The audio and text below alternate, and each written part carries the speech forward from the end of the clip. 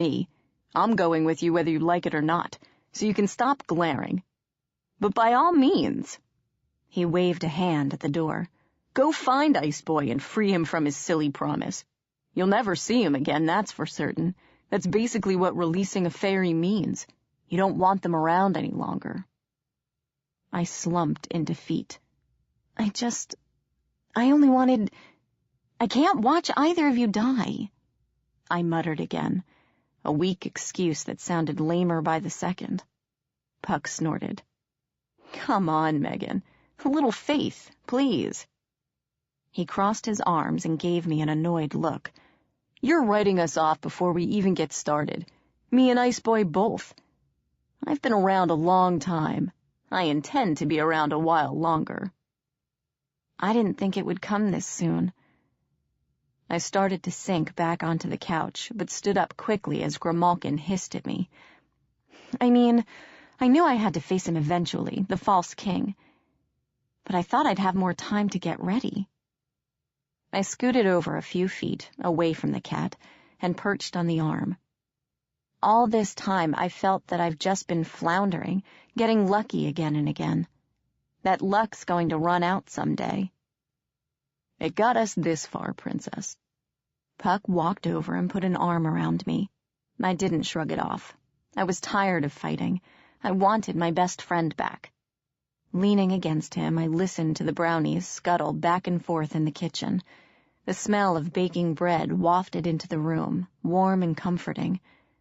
Our last meal, perhaps? Way to think positive, Meghan. You're right, I said. And I have to do this. I know that. If I ever want a normal life, I have to face the false king or he'll never leave me alone. I sighed and walked over to the window, brooding into the coming twilight. It's just... This time it feels different, I said, seeing my reflection in the glass, staring back at me. I have so much more to lose. You and Ash, the Nevernever, my family, my dad. I stopped, resting my forehead against the glass. My dad, I groaned. What am I going to do with my dad? There was a thump from the hallway, and I closed my eyes. Well, that was just about perfect timing. I sighed and straightened up. How long have you been standing there, Dad?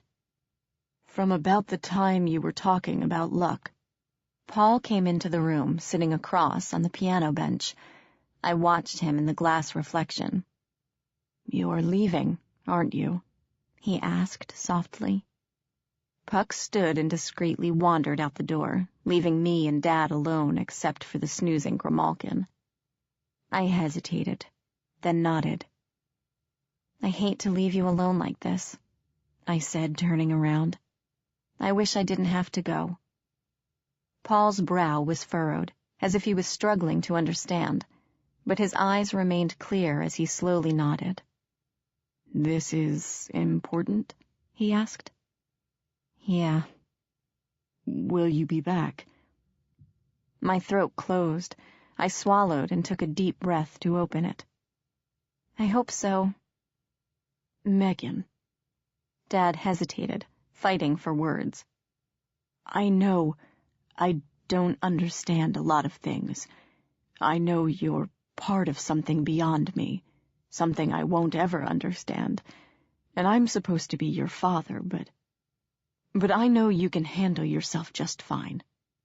So, you go. He smiled then, the wrinkles around his eyes creasing. Don't say goodbye, and don't worry about me. You do what you have to do. I'll be here when you come back. I smiled at him. Thanks, Dad. He nodded, but then his eyes went glassy, as if he'd used up his allotment of sanity with that conversation. Sniffing the air, he perked up, his face brightening like a little kid's. Food? I nodded, feeling suddenly old. Yeah. Why don't you go back to your room and I'll call you when dinner is ready, okay? You can work on your song until then. Oh, right. He beamed at me as he rose, walking back to the hallway. "It's almost done, you know," he announced over his shoulder, swelling with pride. "It's for my daughter, but I'll play it for you tomorrow, okay?" "Okay," I whispered, and he was gone. Silence filled the room, broken only by the ticking of the clock on the wall and the occasional scuffle from the kitchen. I walked back to the couch and sank down next to Grimalkin, uncertain what to do next. I knew I should find Ash and apologize, or at least explain why I hadn't wanted him to come. My stomach was in knots, knowing he was angry with me. I had only wanted to spare him more pain. How was I supposed to know releasing a fairy from his promise was such a breach of trust? "If you are so worried about him," Grimalkin said into the quiet, "why not ask him to be your knight?" I blinked at him. "What?" His eyes cracked open, slitted and gold, watching me in amusement. "Your knight," he said again, slower this time. "You do understand the word, do you not? It has not been that long for humans to forget." "I know what a knight is, Grim." "Oh, good. Then it should be easy for you to understand the significance." Grimalkin sat up and yawned, curling his tail around his legs. "It's an old tradition," he began, "even among the Fey. A lady asks a warrior to become her knight, her chosen protector, for as long as they both draw breath. Only those with royal blood can enact this ritual, and the choosing of a champion is something only the lady can do. But it is the ultimate show of faith between the lady and the knight, for she trusts him above all others to keep her safe, knowing that he would lay down his life for her.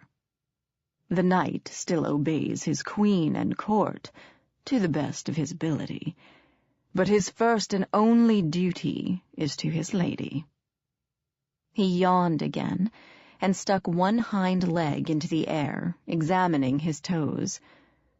"A charming tradition, to be sure. The courts love such dramatic tragedies." "Why is it a tragedy?" "Because," came Ash's voice from the doorway, making me jump. "Should the lady die, the knight will die as well." I stood quickly, heart pounding. Ash didn't enter the room, continuing to watch me from the frame. His glamour aura was hidden, carefully concealed, and his silver eyes were cold and blank. "Walk with me outside," he ordered softly, and when I hesitated, added, "Please." I glanced at Grimalkin, but the cat was curled up once more with his eyes closed, purring in content.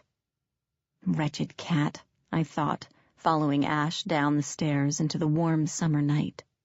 He wouldn't care if Ash cut me down or turned me into an icicle. Probably has a bet going with Leon and she to see how long that will take. Shocked and feeling guilty that I could think that, about both Ash and Grimalkin, I trailed the winter prince across the stream and through the meadow in silence. Fireflies hovered over the grass, turning the clearing into a tiny galaxy of winking lights, and a breeze ruffled my hair, smelling of pine and cedar. I realized I would miss this place. Despite everything, it was the closest to normal I'd come in a long time. Here I wasn't a fairy princess. I wasn't the daughter of a powerful king, or a pawn in the eternal struggles of the courts. Tomorrow at dawn, that would all change. "If you're going to release me," Ash murmured, and I heard the faintest tremor beneath his voice, "do it now so that I can go. I'd rather not be here when you return to the Nevernever." I stopped, which made him stop, though he didn't turn around. I gazed at his back, at the strong shoulders and midnight dark hair, at the proud, stiff set of his spine, waiting for me to determine his fate. If you really cared for him, a voice whispered in my mind, You would set him free. You'd be apart, but he would still be alive. Letting him follow you into the Iron Realm could kill him. You know that. But the thought of him leaving punched a hole in my heart that left me gasping inside. I couldn't do it. I couldn't let him go. Gods forgive me if I was being selfish, but I wanted nothing more than to stay with him forever. Ash, I murmured, which made him flinch, bracing himself.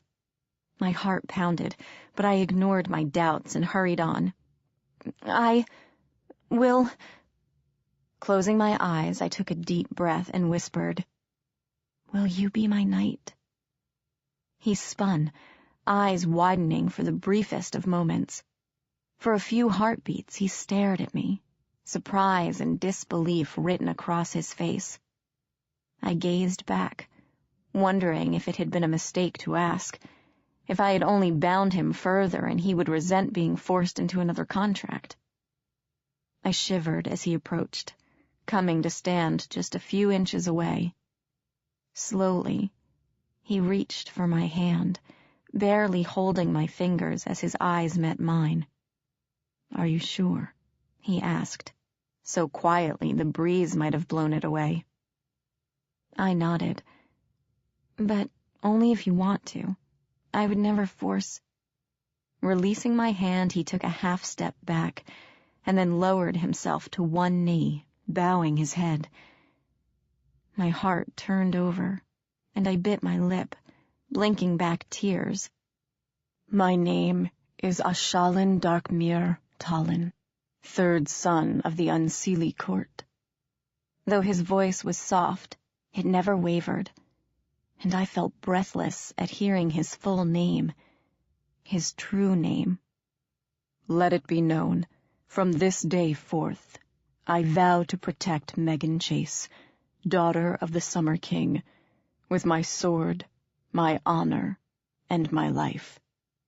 Her desires are mine, her wishes are mine. Should even the world stand against her, my blade will be at her side, and should it fail to protect her, let my own existence be forfeit.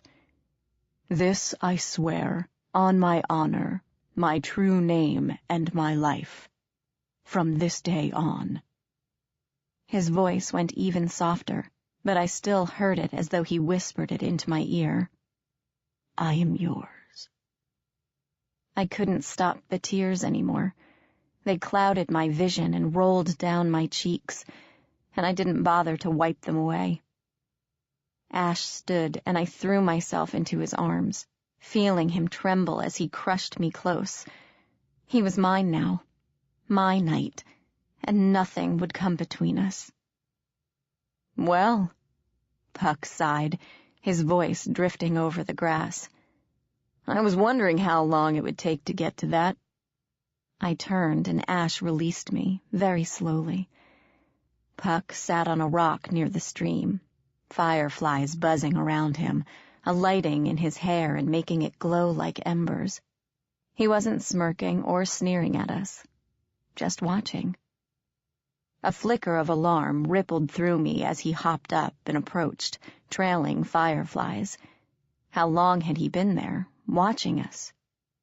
"Did you hear Ice Boy's true name?" "Nah," Puck shrugged, lacing his hands behind his head.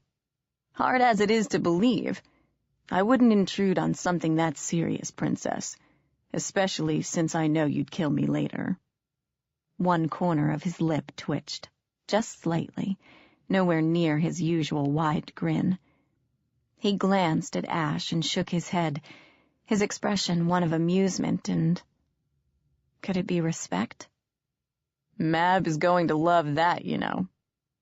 Ash gave a faint smile. "I find I no longer care what the Winter Court thinks of me." "It's liberating, isn't it?" Puck snorted, then sat down in the grass, turning his face to the sky. "So, this is our last night as exiles, huh?" he mused, leaning back on his elbows. Fireflies rose from the grass in a blinking cloud. "It seems weird, but I might actually miss this. No one pulling my strings, No one bossing me around, except irate brownies demanding their brooms back, putting spiders in my bed. It's relaxing. Glancing at me, he patted the ground. I lowered myself into the cool, damp grass as blips of amber and green buzzed around us, landing on my hands, in my hair. Looking at Ash, I took his hand and tugged him down as well. He settled behind me, lacing his arms around my waist, and I leaned against him and closed my eyes.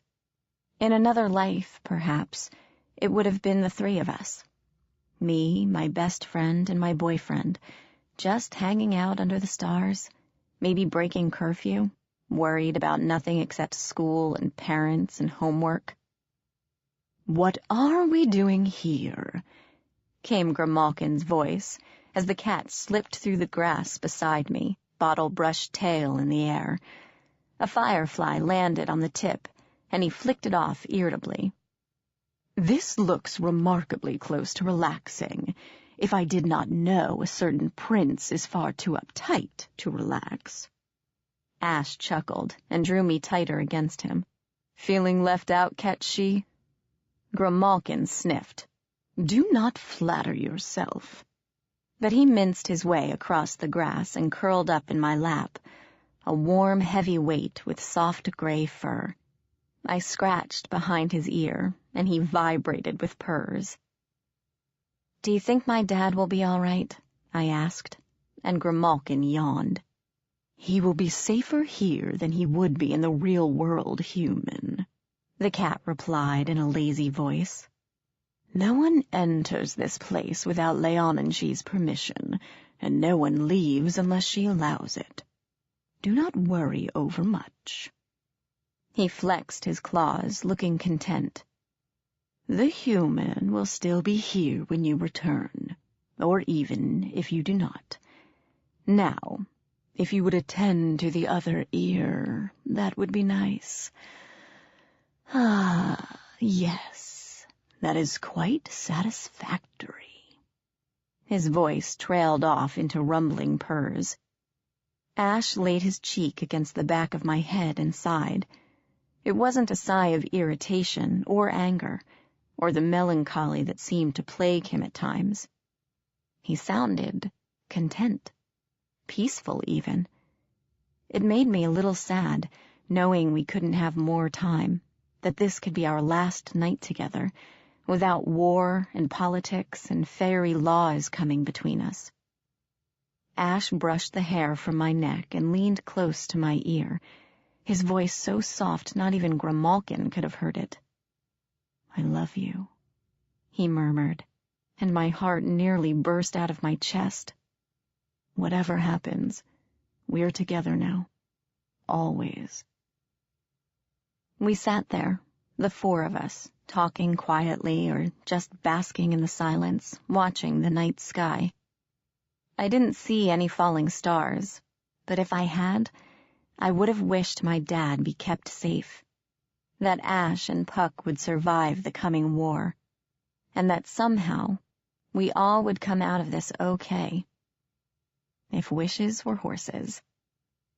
I knew better.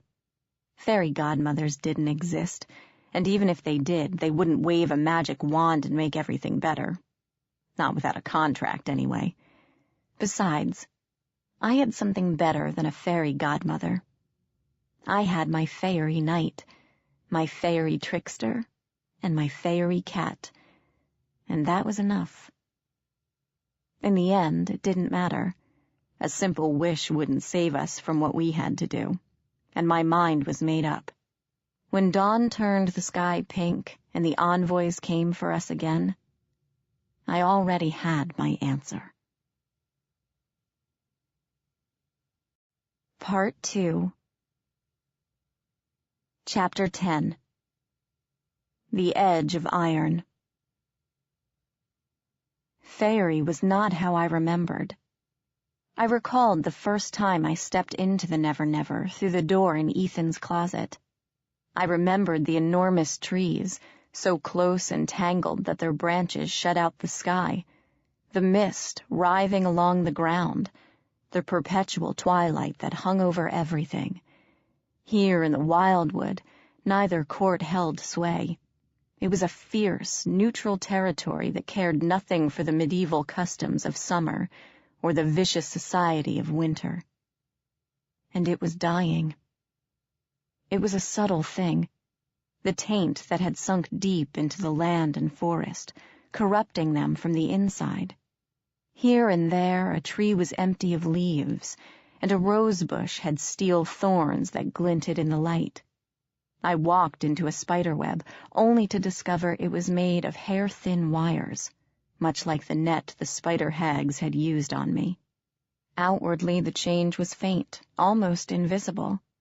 But the beating heart of the Nevernever, which I felt all around me in every tree, every leaf and blade of grass, was pulsing with rot. Everything was touched with iron glamour, and it was slowly eating away the Nevernever, like paper held above a flame. And judging from the twin looks of horror on the faces of Ash and Puck, they felt it too.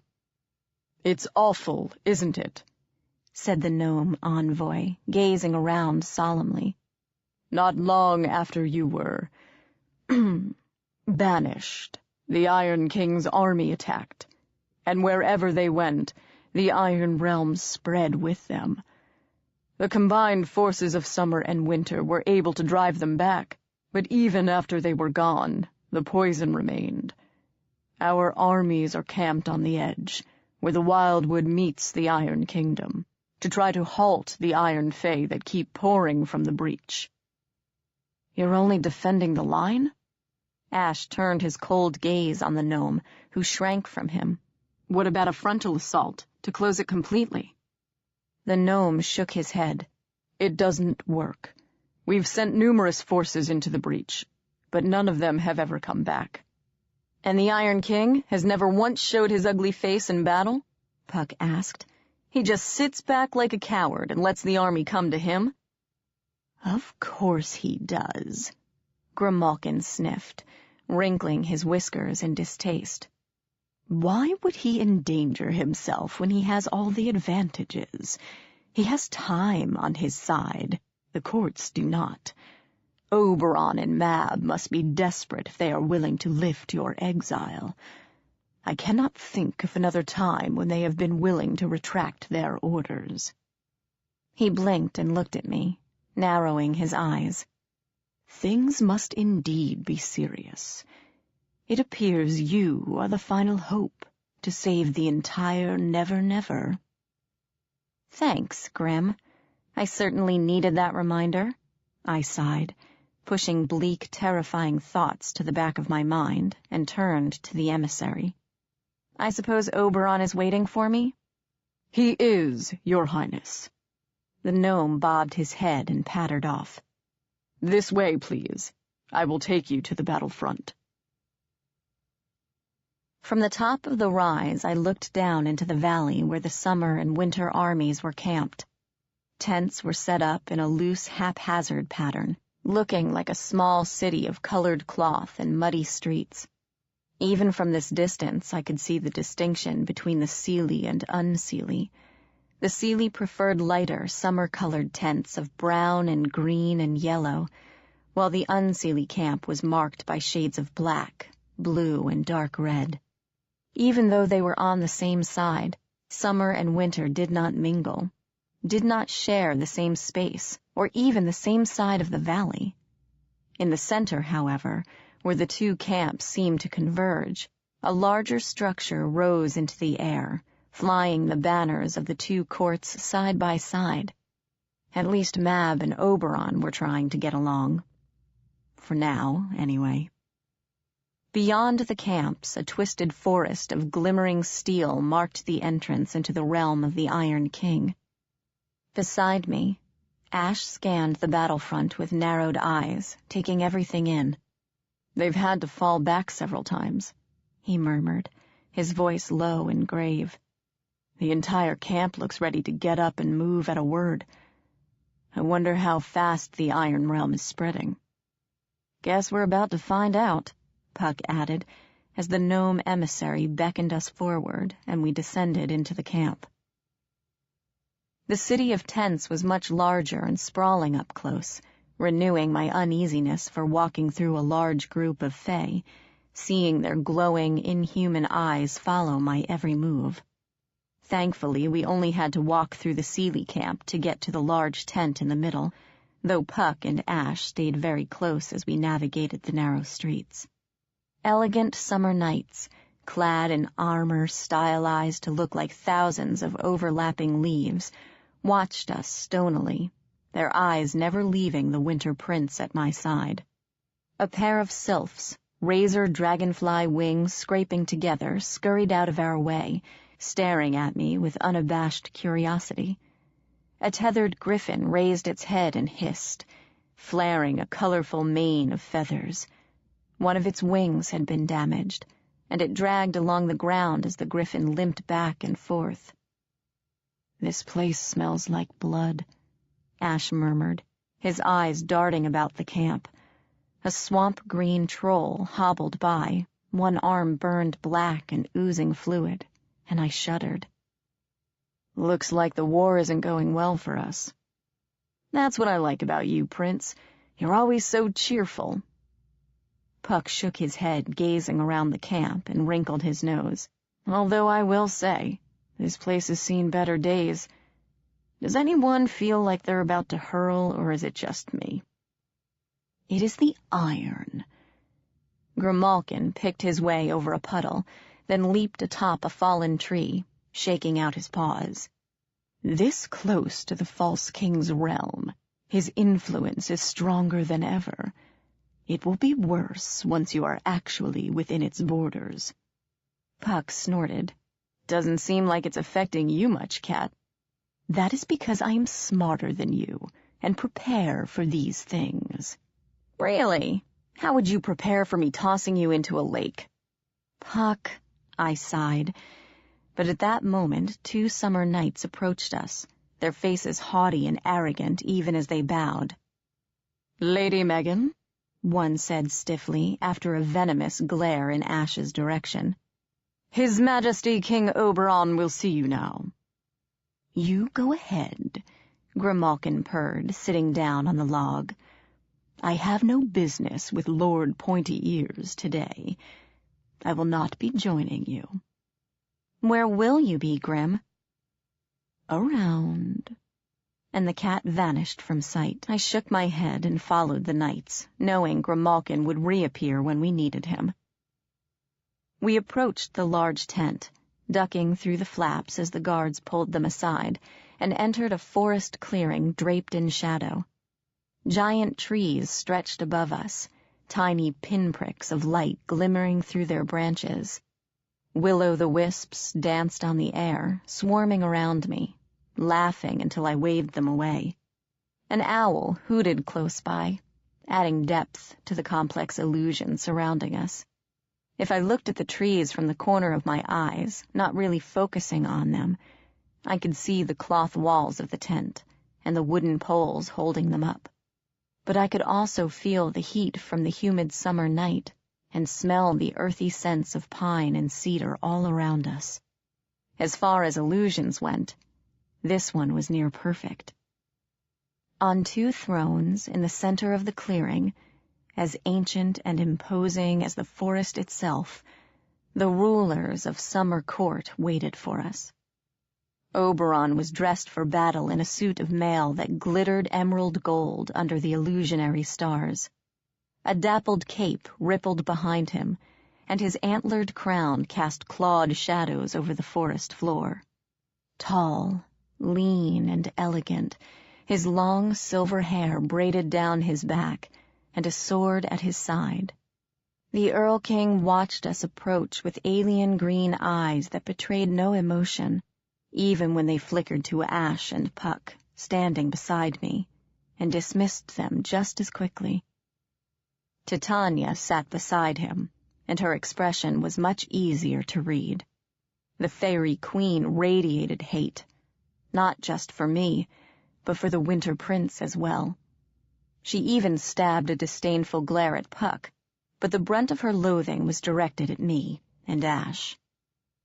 Seeing Titania sent a flare of anger through me. She was ultimately responsible for the whole situation with my real dad. It was her jealousy that led Puck to have Leon and she take him away, for fear the Summer Queen would hurt or kill him to spite Oberon. Titania saw my expression, and her lips curled into a nasty smirk, as if she'd discerned my thoughts. It made me very afraid for Paul. If Titania knew he was still alive, she might still hurt him, to get to me. "You have come," Oberon said, making the ground tremble. "Welcome home, daughter." So I'm family again, now that you need something from me, is that it? I wanted to tell him not to call me daughter, that he had no right. I wanted to tell him that he couldn't just disown me and then call me back like nothing had happened. I didn't. I only nodded, gazing at the Earl King with what I hoped was a confident expression. Forget bowing and scraping. I was done with that. If the Fairies wanted something from me now, they were going to have to work for it. Oberon raised an eyebrow at my silence, but that was the only outward sign of surprise. "I take it you found the terms of our contract acceptable?" he continued, his voice low and soothing, washing over me like thick syrup, making it suddenly hard to think. "We will raise your exile, and the exile of Robin Goodfellow, in return for your service in destroying the Iron King. I believe that is a fair bargain. Now—" Oberon turned to Puck, as if the matter were already settled. "Tell me what you have learned about the Iron Fey in the time of your exile. You disobeyed my direct orders when you left Faerie and went after the girl. It must have been very important." "Not so fast." I shook off the glamour making my thoughts heavy and glared at Oberon. "I haven't said yes yet." The Earl King stared at me in surprise. "You do not agree this is fair?" His voice rose at the end, sounding truly shocked that I would turn him down, or maybe that was just more fairy glamour. "The offer is most generous, Meghan Chase. I am willing to overlook your blasphemous relationship with the Winter Prince and give you a chance to come home." "I'm still considering." I felt both Ash and Puck staring at me and hurried on. "Thing is, this isn't my home. I already have one, waiting for me back in the mortal world. I already have a family, and I don't need any of this." "Enough!" Titania rose and stabbed a glare of pure poison at me. "We do not need the half-breed husband. Send her back to the mortal world she is so fond of. Sit down. I wasn't finished." The look on Titania's face was as priceless as it was terrifying. I continued quickly before I lost my nerve, or she turned me into a spider. "I'm willing to bargain with you, but there have to be a few add-ons. My family. Leave them out of this war. Leave them alone, period. And that's all family members, including the man Leon and she stole when I was 6. I leveled a piercing glare at Titania, who stared back at me with murder in her eyes. "I want your word that you'll let him be." "You dare tell me what to do, Meghan Chase?" The Queen's voice was soft, low, and held the ominous thread of an approaching storm. A season ago I would have been afraid. Now, it only made me more determined. "You need me," I said, refusing to back down, feeling Ash and Puck press close. "I'm the only one who has a chance of stopping the false king. I'm the only one who can go into that hellhole and come out alive. Well, these are my terms. Your word that my family will never see another fairy for as long as they live, and that Ash and Puck will be able to return home once this is all over, like you promised they would. I want to hear it firsthand right now. That's my bargain for stopping the false king. Take it or leave it." The Earl King was silent a moment, his green eyes blank and mirror-like, reflecting nothing. Then he smiled, very faintly, and nodded once. "As you wish, daughter," he mused, ignoring Titania as she whirled on him.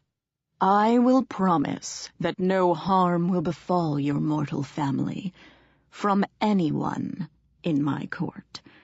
The Winter Court and the denizens of Tir na Nog are not mine to order, but that is the best I can offer."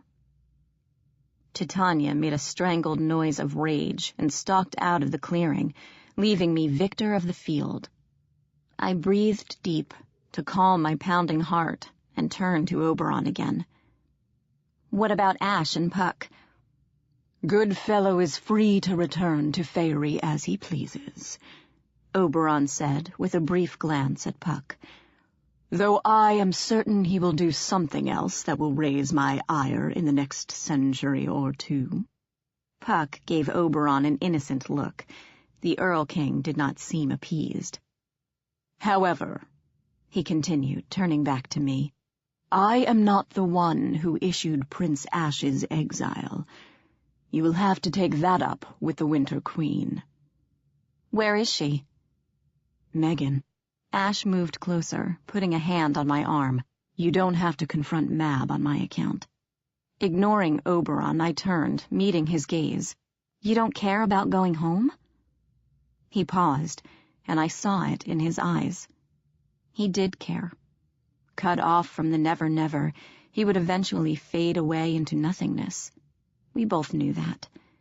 But all he said was, "My only duty is to you now." "Mab is in the winter camp," Oberon said, after a long, piercing stare at Ash. Turning to me, he fixed me with a solemn gaze.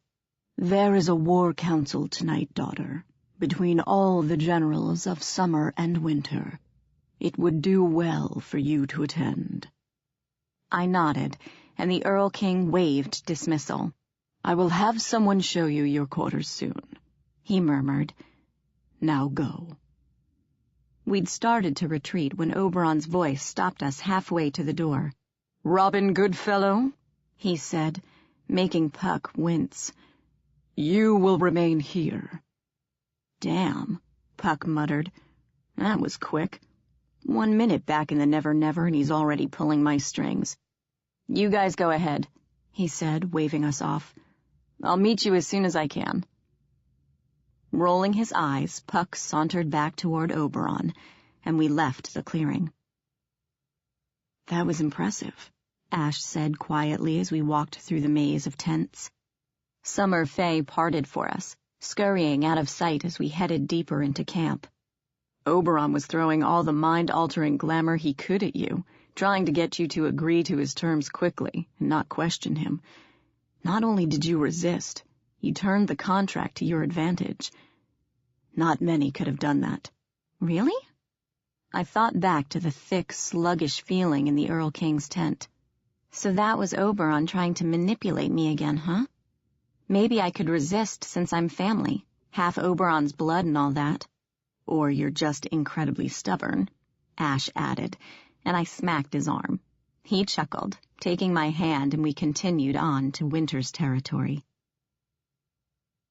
The Unseelie camp sat closer to the edge of the Iron Realm, and the tension here was definitely high. Winter knights stalked the camp's borders, grim and dangerous in their black ice armor. Ogres glowered at me from their guard posts, drool dripping from their tusks, their eyes blank and menacing. A wyvern screeched from where it was tied to several stakes, flapping its wings and trying to yank free, snapping angrily at its handlers. I shivered, and Ash's hand tightened on mine. We encountered no resistance, even among the many goblins, redcaps, and bogarts wandering the rows. The Unseelie gave us a wide berth, staring at Ash with a mixture of fascination, fear, and contempt. The wayward prince who'd turned his back on them all to be with a half-breed human. They never went further than to glare at me stonily or shoot me a suggestive grin, but I was extremely glad for both the Winter Prince and the steel blade at my side. Just beyond the camp, the entrance to the Iron Realm loomed, metallic trees and twisted steel branches glinting in the dim light. I paused to stare at it, feeling ice form in my stomach as I remembered what it was like. The burning wasteland of junk, the corrosive, flesh-eating rain sweeping over the land, Machina's black tower stabbing into the sky. Well, look who's back. I turned to see a trio of winter knights blocking our path, armored and dangerous-looking, blue icicle shards stabbing up from their shoulders and helms. Phelan, Ash nodded, moving subtly in front of me. You've got some nerve to come back here, Ash, the middle knight said. His eyes glittered beneath his helm, glassy blue and filled with loathing. Mab was right to exile you. You and the half-breed summer whore should have stayed in the mortal realm where you belong. Ash drew his sword, sending a raspy screech across the field. The knights tensed and quickly backed up, hands dropping to their own blades. Insult her again, and I will cut you into so many pieces they'll never find them all, Ash stated calmly. Phelan bristled and started forward, but Ash leveled the tip at him. We don't have time to play with you now, so I'm going to ask you to move. You're not a prince any longer, Ash, Phelan growled, drawing his own blade. You're just an exile, lower than goblin dung. He spat at our feet, the spittle crystallizing in the grass, turning to ice. I think it's time we taught you your place, Your Highness. More knights appeared, drawing their swords and hemming us in. I counted 5 in all, and my heart hammered.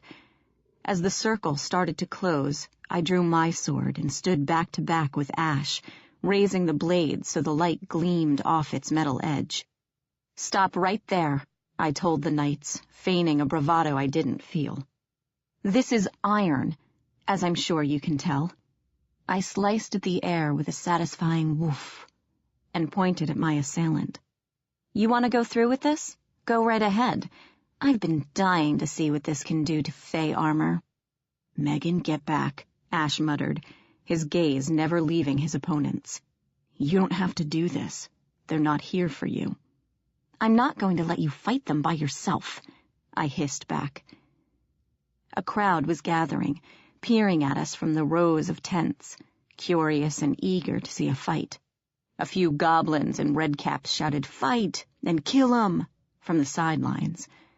Bolstered by the mob and the cries for blood, Phelan grinned and raised his sword. Don't worry, Ash, he smiled. We won't rough your human up too badly. Unfortunately, I can't say the same for you. Attack! The knights charged.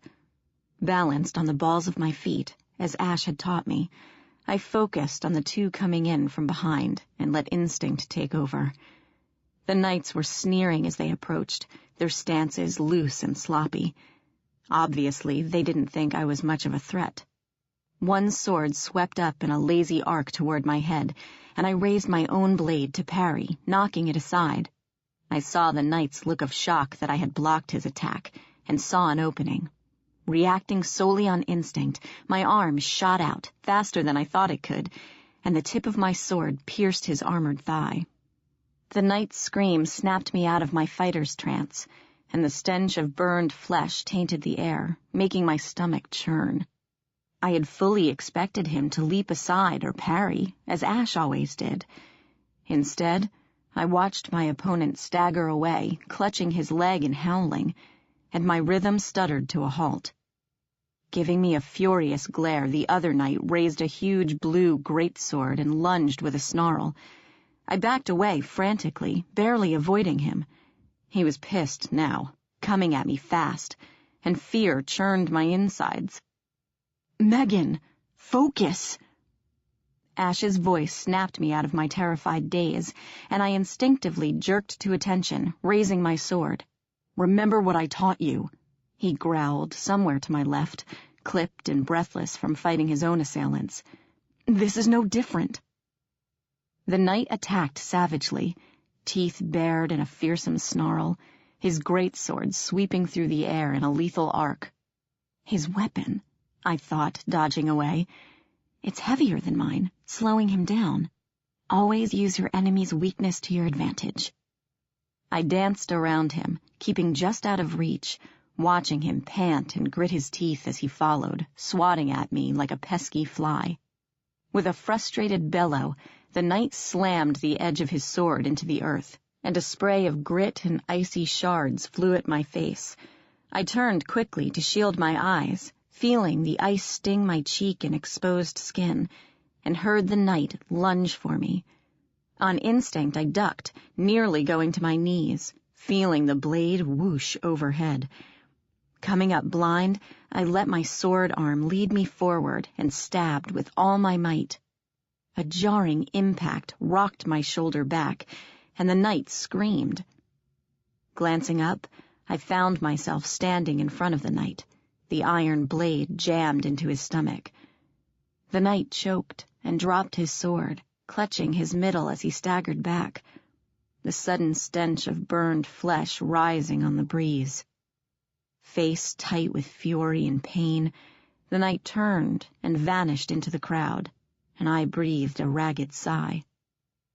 Shaking with adrenaline, I looked around for Ash and saw him leveling his sword at the throat of a kneeling Phelan. The other knights sprawled nearby, groaning. "Are we done here?" Ash said softly, and Phelan, eyes blazing with hate, nodded. Ash let him up, and the knights limped off to the jeers and taunts of the Winter Fey. Sheathing his sword, Ash turned to me. I was still shaking with adrenaline, replaying every moment of the fight in my head. It didn't seem quite real, like it happened to someone else, but the thrill coursing through my veins said different. "Did you see that?" I grinned at Ash, my voice trembling with excitement and nerves. "I did it! I actually won!" "Indeed," mused a familiar, terrifying voice, one that turned my blood to ice and made the hairs on my neck stand up. It was quite amusing. I do believe I'm going to need some new guards, if they can't even defeat one scrawny half-blood. It's amazing how quickly a bloodthirsty mob can clear out, but the Queen of the Winter Fey had that effect on people. In seconds, the crowd had fled, fading back into the camp until it was just me and Ash in the middle of the path. The temperature dropped sharply, and frost spread over the blades of grass at our feet, which could mean only one thing. A few yards away, flanked by two unsmiling knights, Queen Mab watched us with the stillness of a glacier. As usual, the Winter Queen was stunning in a long battle gown of black and red, her ebony hair a dark cloud behind her. I shivered and pressed closer to Ash as she raised one pure white hand and beckoned us forward. The unseelie monarch was as unpredictably dangerous as she was beautiful, prone to trapping living creatures in ice or freezing the blood in their veins, making them die slowly and in agony. I'd already felt the burn of her legendary temper, and I had no desire to do it again. "Ash," Mab crooned, paying no attention to me. "I heard the rumors that you were back. Have you had enough of the mortal world yet? Are you ready to come home?" Ash's face was shut into that blank, empty mask, his eyes cold and expressionless. A self-defense mechanism, I recognized, to shield himself from the cruelty of the Winter Court. The unseelie preyed on the weak, and emotions were considered a weakness here. "No, my queen," he said, quiet but unafraid. "I'm no longer yours to command. My service to the Winter Court ended last night." Silence for a few heartbeats. "You..." Mab's depthless black eyes shifted to me, then to Ash. "You became her knight, didn't you? You swore the oath." She shook her head in disbelief and horror. "Foolish, foolish boy," she whispered. "You are truly dead to me now." Fearing she might turn and walk away, I eased forward. You'll still lift his exile, though, won't you? I asked, and Mab's gaze snapped to me. When this is over, when we take care of the false king, Ash is still free to return to the Nevernever, right? He won't, Mab said, in a lethally calm voice, and goosebumps rose on my arms from the sudden chill. Even if I raise his exile, he'll stay in the mortal realm with you, because you were foolish enough to ask for that oath. You've damned him far worse than I ever could. My stomach twisted, but I took a deep breath and continued to speak firmly. I still want your word, Queen Mab. Please, when this is done, Ash is free to return to Tir na Nog if he chooses to. Mab stared at me, long enough for sweat to trickle down my back, then gave us both a cold, humorless smile. Why not? You are both going to die anyway, so I don't see how it will matter. She sighed. Very well, Meghan Chase. Ash is free to return home if he wants, though he said it himself. His service to the Unseelie Court is done. His oath to you will destroy him faster than anything else. And without waiting for a reply, the Unseelie Queen whirled and stalked away from us. Though I couldn't see her face as she left, I was almost sure she was crying. Chapter 11. The Fairy War Council. A swollen crimson moon hovered over the camp that night, rust-red and ominous, bathing everything in an eerie, bloody tint. Snowflakes drifted from a nearly clear sky, rusty flakes dancing on the wind, like the moon itself was tainted and corroding away. I left my tent, which was small and musty and lacked an illusionary forest clearing, to find Ash and Puck waiting for me on the other side of the flaps. The eerie red light outlined their sharp, angular features, making them seem more inhuman than before, their eyes glowing in the shadows. Behind them, the camp was quiet. Nothing moved beneath the harsh red moon, and the city of tents resembled a ghost town. "They've called for you," Ash said solemnly. I nodded. Then let's not keep them waiting. Oberon's tent loomed above the others, twin banners flapping limply in the breeze. A fine dusting of snow lay on the ground, marred by boots and clawed feet and hooves, all heading toward the center of the camp. Flickering yellow light spilled from the cracks in the tent flaps, and I pushed my way inside. The forest clearing was still there, but this time a massive stone table sat in the middle, surrounded by fairies in armor. Oberon and Mab stood at the head, imposing and grim, flanked by several she-gentry. A huge troll, ram horns curling through his bony helmet, stood quietly with his arms folded, watching the proceedings, while a centaur argued with a goblin chief, both of them stabbing fingers at the map on the table. An enormous oak man, gnarled and twisted, crouched low to hear the voices at his feet, his weathered face impassive. "I'm warning you," the centaur said, the muscles in his flank quivering with rage. "If your scouts are going to set traps at the edge of the wasteland, let me know, so my scouts don't walk right into them. I've had 2 break their legs stepping into a pit, and another nearly die from one of your poison darts." The goblin chief snickered. "Ain't my fault your scouts don't watch where they trump," he sneered, baring a mouthful of crooked fangs. "Besides, what are your scouts doing so close to our camp, Stealing secrets, I'd wager. Jealous that we've always been the better trackers, I bet?" "Enough!" Oberon broke in before the centaur could leap across the table and strangle the goblin. "We are not here to fight each other. I wished only to know what your scouts have reported, not the silent war between them." The centaur sighed and gave the goblin a murderous look. "It is as the goblins say, my lord," he said, turning to Oberon. "The skirmishes we have fought with the iron abominations seem to be advance units. They are testing us, probing our weaknesses, knowing we cannot follow them into the Iron Realm. We have yet to see the full army, or the Iron King." "Sire," said one of the she-generals, bowing to Oberon, "what if this is a ruse? What if the Iron King intends to attack elsewhere?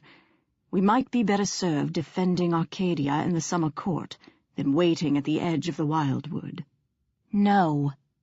It was Mab who spoke then, cold and unyielding. "If you leave to return to your home court, we will be lost. If the Iron King taints the wildwood, summer and winter will soon follow. We cannot retreat to our homes. We must hold the line here." "Agreed," said Oberon in a voice that was final. "Summer will not retreat from this. The only way to protect Arcadia, and all of the Nevernever, is to stop the advance here. Cruxus," he said, looking at the troll, "where are your forces? Are they on their way?" "Yes, your majesty," growled the troll, nodding his huge head. "They will be here in 3 days, barring any complications." "And what of the Ancient Ones?" Mab looked at the general who had spoken. "This is their world, even if they slumber through it. Have the dragons heeded our call to arms?" "We do not know the state of the few remaining ancients, your majesty." The general bowed his head. "Thus far, we have only been able to find one, and we are unsure if she will help us. As for the rest, they either sleep still, or have retreated deep into the earth to wait this out." Oberon nodded. "Then we will do without them." "Forgive me, your majesty." It was the centaur who spoke again, giving Oberon a pleading look. "But how do we stop the Iron King if he refuses to engage us? He still hides within his poisoned land, while we waste lives and resources waiting for him. We cannot sit here forever, while the iron abominations pick us off one by one." "No," said Oberon, and looked directly at me. "We cannot." All eyes turned to me. I swallowed and resisted the urge to shrink back as Puck let out a puff of breath and gave me a wry glance. Well, that's our cue.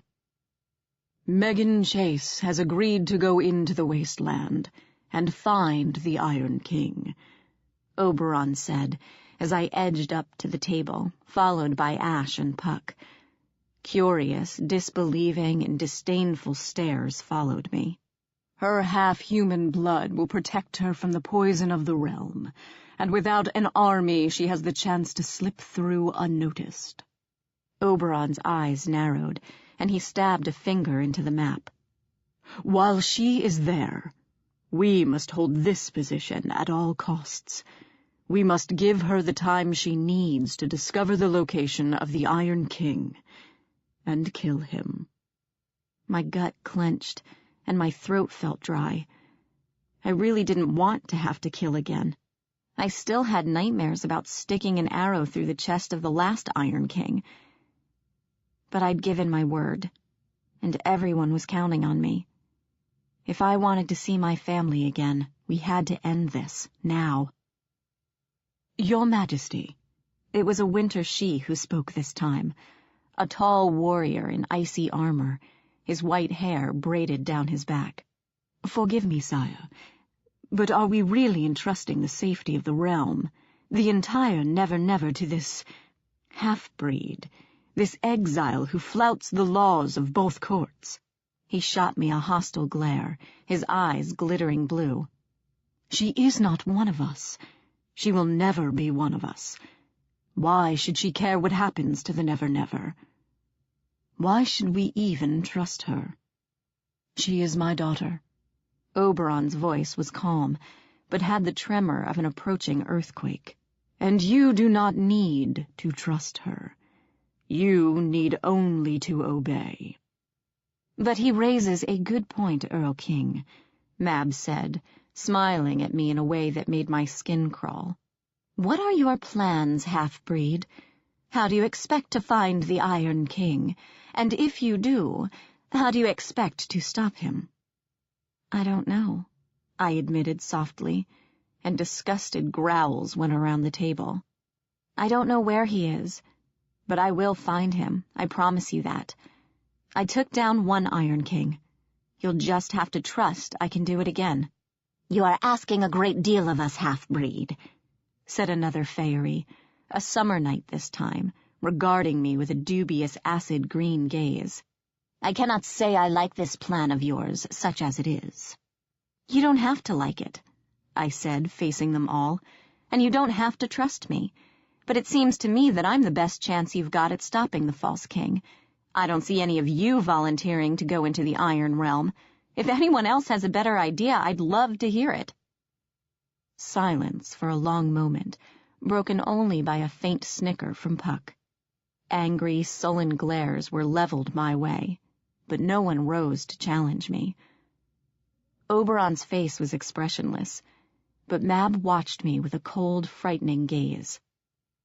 "You are right, Earl King," she said at last, turning to Oberon. "Time is of the essence. We will send the half-breed into the wasteland to slay the abomination called the Iron King. If she succeeds, the war will be ours. If she dies—" Mab broke off to look at me, her perfect red lips curling into a smile. "We lose nothing." Oberon nodded, still expressionless. "I would not send you alone unless it was of gravest circumstances, daughter," he continued. "I know I ask much of you, but you have surprised me before. I only pray you surprise me again." "She won't be alone," Ash said softly, startling everyone. The prince moved beside me to face the War Council, his face and voice firm. "Goodfellow and I are going with her." The Earl King gazed at him. "I thought as much, Knight," he mused, "and I admire your loyalty, though I fear it will destroy you in the end. But do what you must. We will not stop you." "I still think you a fool, boy," Mab said, turning her cold glare on her youngest son. "Were it up to me, I would have torn out your throat to keep you from speaking that oath. But if you insist upon going with the girl, the Unseelie Court has something that might help." I blinked in surprise, and Oberon turned to Mab, raising an eyebrow. Obviously, this was news to him, too. But the Winter Queen ignored him, her black eyes shifting to me, dark and feral. "Does this surprise you, half-breed?" She sniffed in disdain. "Believe what you will. I have no desire to see my last son dead. If Ash insists on following you into the Iron Realm again, he will need something that will protect him from the poison of that place. My smiths have been working on a charm that could possibly shield the bearer from the iron glamour. They tell me it is almost ready." My heart leaped. "What is it?" Mab smiled, cold and brittle, and turned to the watching Fey. "Leave," she hissed. "All of you. Except the girl and her protectors. Get out." The Winter Faeries straightened immediately and left, exiting the clearing without a backward glance. The Summer Knights looked questioningly at Oberon, who dismissed them with a curt nod. Reluctantly they drew back, bowed to their king, and followed the Winter Fey out of the tent, leaving us alone with the rulers of Faerie. Oberon gave Mab a level stare. "Hiding things from the Summer Court, Lady Mab?" "Do not take that tone with me, Lord Oberon." Mab narrowed her eyes at him. "You would do the same as well. I look out for my own, no others." She raised her hands and clapped once. "Heinzelmann, bring in the abomination." The grass rustled as 3 small men with lizard-like features melted from the shadows and padded up to the table. Smaller than dwarves, they barely came up to my knee, but they weren't gnomes or brownies or goblins. I shot a questioning look at Ash, and he grimaced. "Kobolds," he said. "They're the smiths for the Unseelie Court." The kobolds carried a cage between them, made of interlocking branches that glowed with summer glamour, trapping whatever was inside. Peering out at us, hissing and snarling and shaking the bars of its cage, was a gremlin. I couldn't help but cringe when I saw the creature. Gremlins were Iron Fairies, but so chaotic and wild not even the other Iron Fey wanted them around. They lived in machines and computers, and would often congregate in huge swarms, usually where they could do the most damage. They were spindly, ugly little creatures, sort of a cross between a naked monkey and a wingless bat, with long arms, flared-out ears, and razor-sharp teeth that glowed neon blue when they smiled. I understood now why Mab wanted everyone else gone. The gremlin might not have survived its trek to the table, as 1 or more knights would probably have cut it down as soon as they saw it. Oberon watched the hissing fairy with the look of someone observing a particularly disgusting insect, but did nothing more than blink. The kobolds heaved the cage onto the table where the gremlin snarled and spat at us, flitting from one side of the container to the next. The largest kobold, a yellow-eyed creature with bushy hair, grinned, flicking his tongue like a lizard. "It is ready, Queen Mab," he hissed. "Would you like to perform the ritual?" Mab's smile was thoroughly frightening. "Give me the amulet, Heinzelmann." The kobold handed her something that flashed briefly in the dim light. Still smiling, the Winter Queen turned back to the gremlin, watching it with a predatory gleam in her eyes. The gremlin snarled at her. Raising her fist, the queen began chanting, words I didn't understand, words that rippled with power, swirling around her like a vortex. I felt a pull on the inside, as if my soul was straining to leave my body and fly into that whirlwind. I gasped and felt Ash take my hand, squeezing it tightly, as if he feared I would fly away as well. The gremlin arched its back, mouth gaping, and gave a piercing wail. I saw a dark, ragged wisp, like a dirty cloud, rise up from the gremlin's mouth and get pulled into the vortex. Mab continued to chant, and like a tornado being sucked down a drain, the vortex vanished into whatever she held in her hand. The gremlin collapsed, twitching, sparks jumping off its body to fizzle on the stone. With a final shudder, it was still. My mouth was dry as Mab turned back to us, a triumphant look on her face. "What did you do to it?" I demanded hoarsely. Mab raised her hand. An amulet dangled by a thin silver chain, flashing like a drop of water in the sun. It was a tiny thing, shaped like a teardrop, held in place by prongs of ice. The teardrop was as clear as glass, and I could see something writhing like smoke on the inside.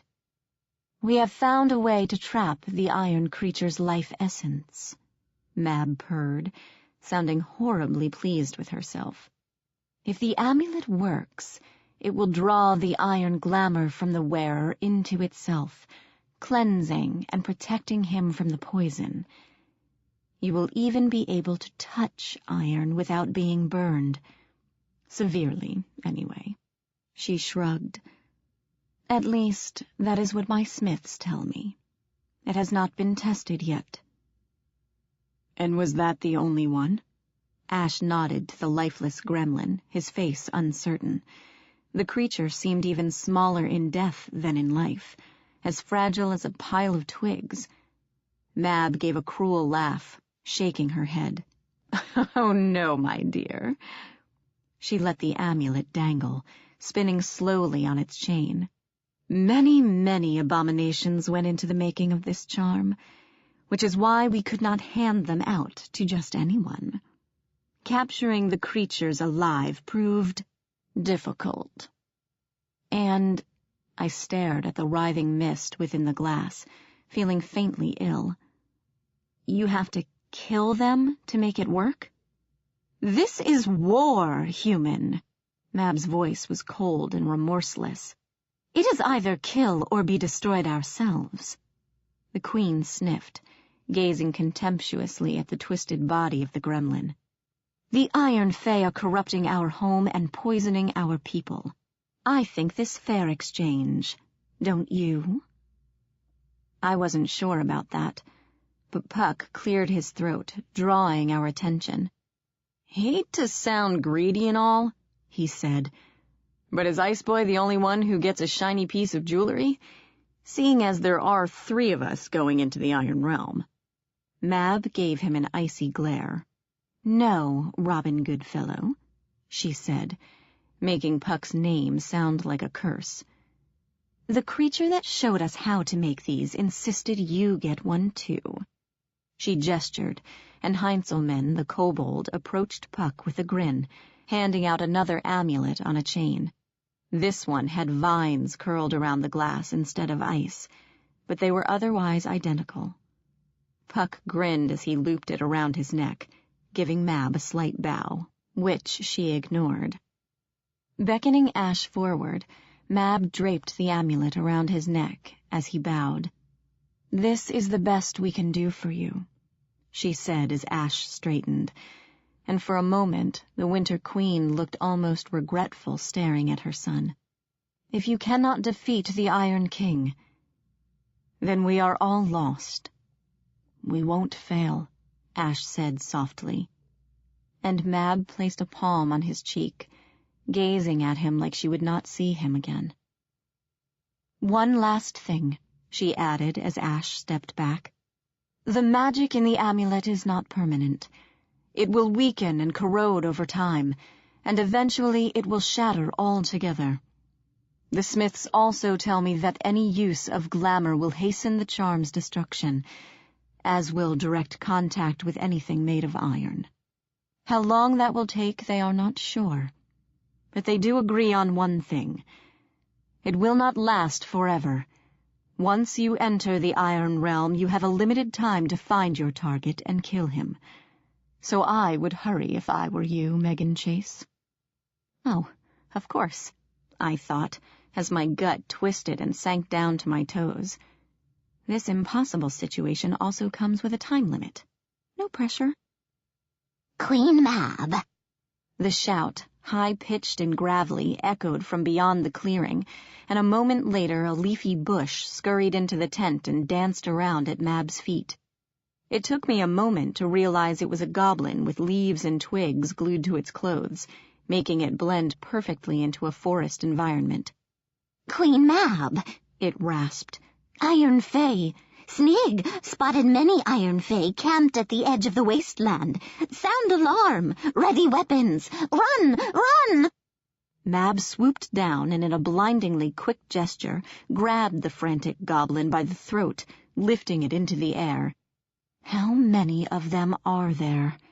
She asked softly, as the goblin choked and kicked weakly in her grip, his leafy camouflage bobbing. The goblin gave a last twitch and calmed down. Few hundred? It croaked. Many lights, many creatures. Snig didn't get a good look.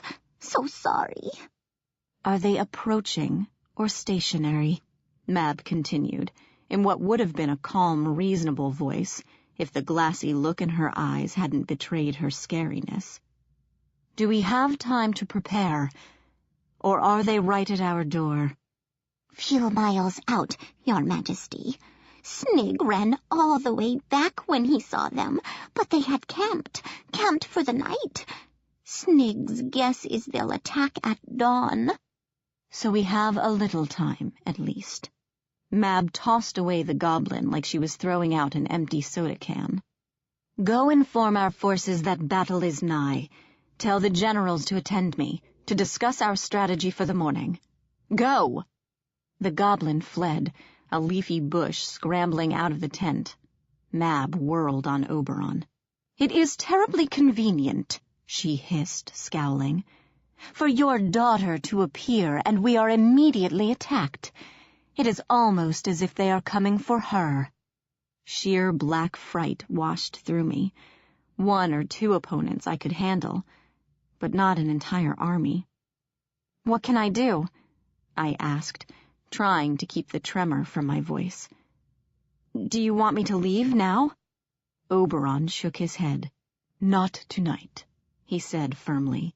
"The enemy is at our doorstep, and you could walk straight into their jaws." "I could sneak around." "No, Meghan Chase. I will not risk your discovery. Too much is at stake for you to be captured and killed. We will fight them tomorrow, and when they are defeated, you will have a clear path into the Iron Realm." "But—" "I will not argue with you, daughter." Oberon turned and fixed me with unyielding green eyes, his voice going deep and terrible. "You will remain here, where we can protect you, until the battle is won. I am still king, and that is my final word on the matter." He glared at me, and I didn't protest. Despite our family ties, he was still Lord of the Summer Fey. It would be dangerous to push him any further. Mab sniffed, shaking her head disapprovingly. "Very well, Earl King," she said, drawing herself up. "I must ready my troops for the battle. Excuse me." With a last chilly smile at me, the Queen of the Winter Fey left the clearing. I watched her swoop out of the tent and turned back to Oberon. "So what now?" "Now," Oberon replied, "we make ready for war." Chapter 12. The Traitor Knight. The camp celebrated that night.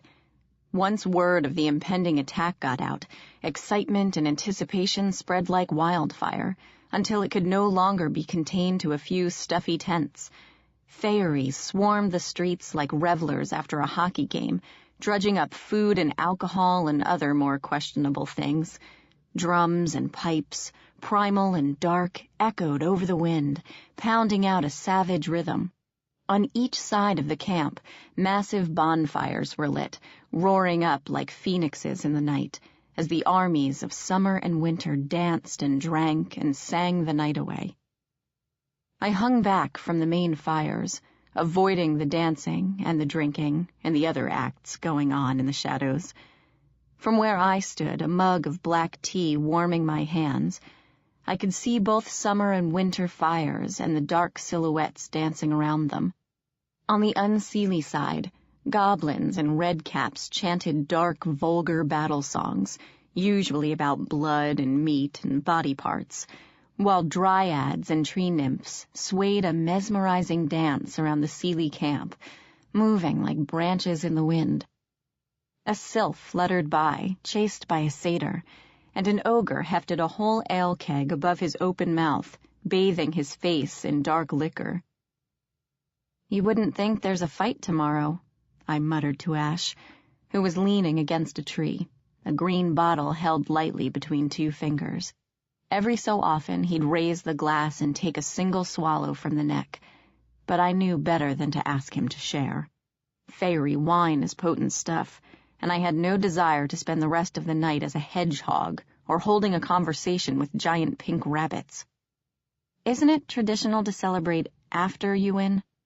"And what if there is no tomorrow?"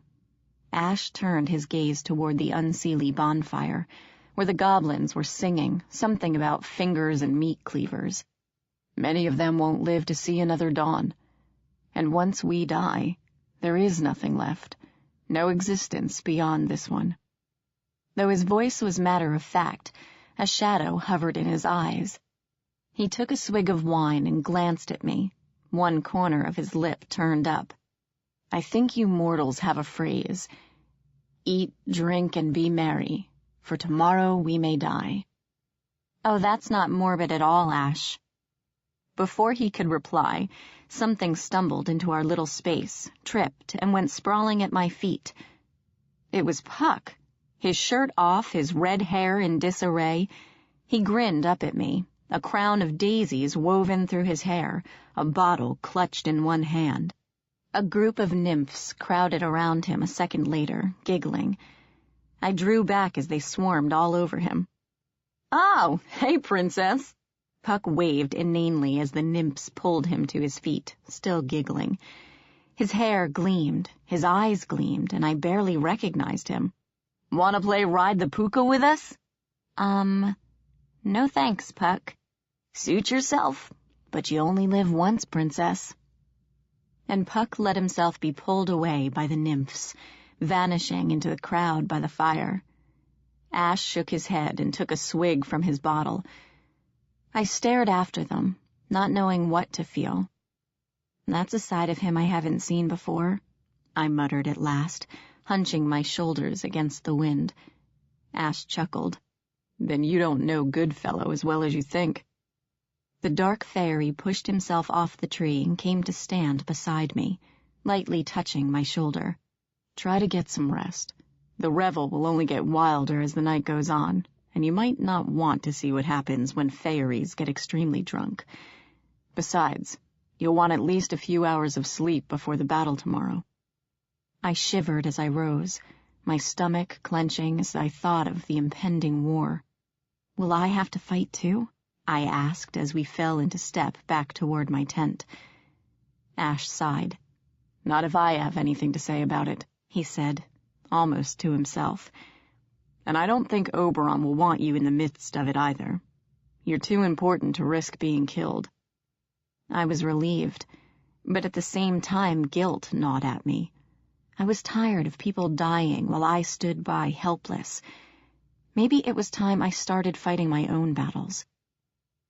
We reached my tent, and I hesitated, my heart suddenly fluttering like crazy. I could feel his presence at my back, quiet and strong, making my skin tingle.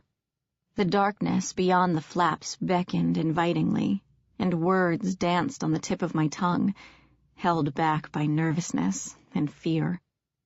"Just spit it out, Meghan. Ask him to stay with you tonight. What's the worst that could happen? He says no?" I cringed inwardly with embarrassment. Okay, that would suck. But would he really refuse? You know he loves you. What are you waiting for? I took a breath. "Ash, Prince Ash." A winter knight marched through the line of tents and bowed when he reached us. I wanted to kick him, but Ash looked amused. "So, I'm a prince again, am I?" He mused softly. "Very well. What do you want, Dalen?" "Queen Mab has requested your presence, Your Highness," the knight continued, ignoring me completely. "She wishes you to meet her in her tent on the winter side of the camp. I will remain here and guard the summer princess until—" "I no longer answer to Queen Mab," Ash said, and the knight gaped at him. "If my lady wishes me to go, I will honor her request. If she does not, then I would ask you to send the queen my apologies." The winter knight continued to look dumbstruck, but Ash turned to me, serious and formal, though I could sense a secret triumph deep within. "If you want me to stay, you only have to say the word," he stated quietly. "Or I can go see what Mab wants. Your will is my command." I was tempted, so very tempted to ask him to stay.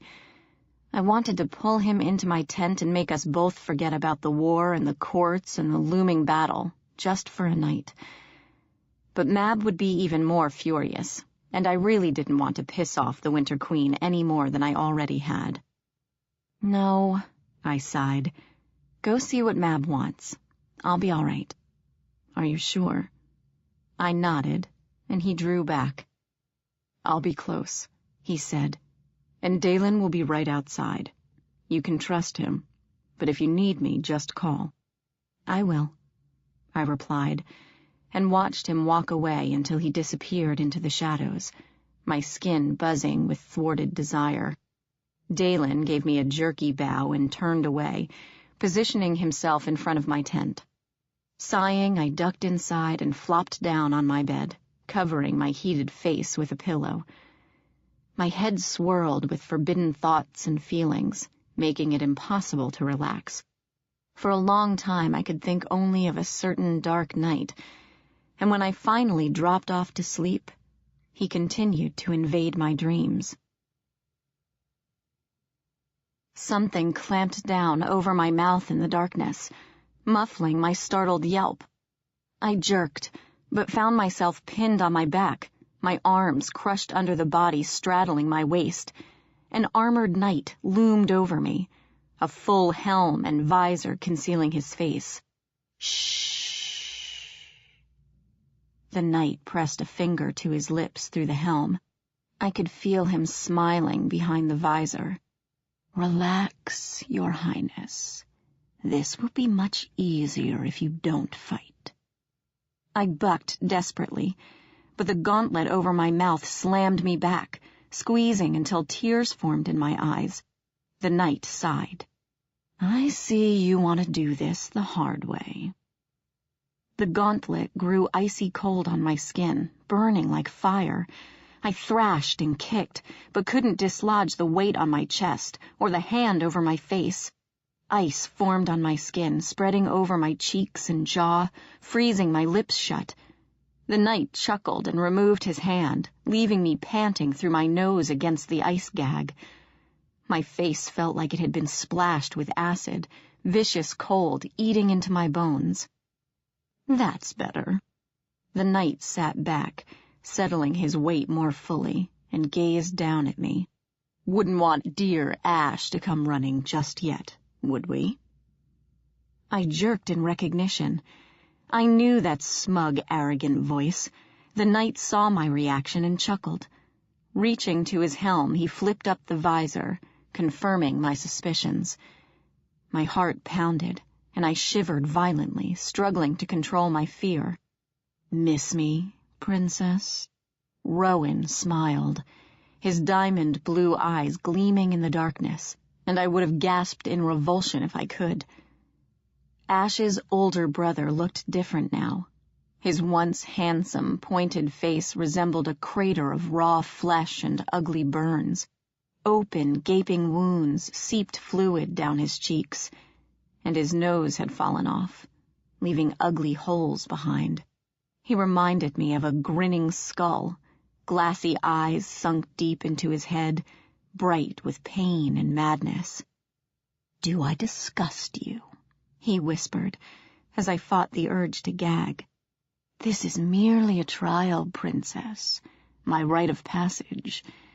The iron burns away the weak, useless flesh, until I am reborn as one of them. I must merely endure the pain until I am complete. When the Iron King takes over the Nevernever, I will be the only one of the old bloods to withstand the change."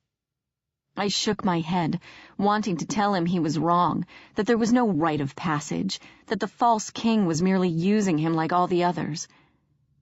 But of course I couldn't speak through the ice, and Rowan suddenly pulled a dagger, the onyx blade thin and serrated like the edges of a shark's tooth. "The Iron King wants to do the honors himself," he whispered, "but all you have to be is slightly alive when you get there. I think I'll cut off a few fingers and leave them behind for Ash to find before we go. What do you say, Your Highness?" He shifted his weight to free one of my arms, grabbed my wrist and pinned it to the ground despite my wild thrashing. "Oh, keep squirming, Princess," he cooed. "It makes this so erotic." Picking up the knife, he positioned it above my hand, choosing a finger. I took a deep breath to calm my panic and tried to think. My sword was close, but I couldn't move my arm.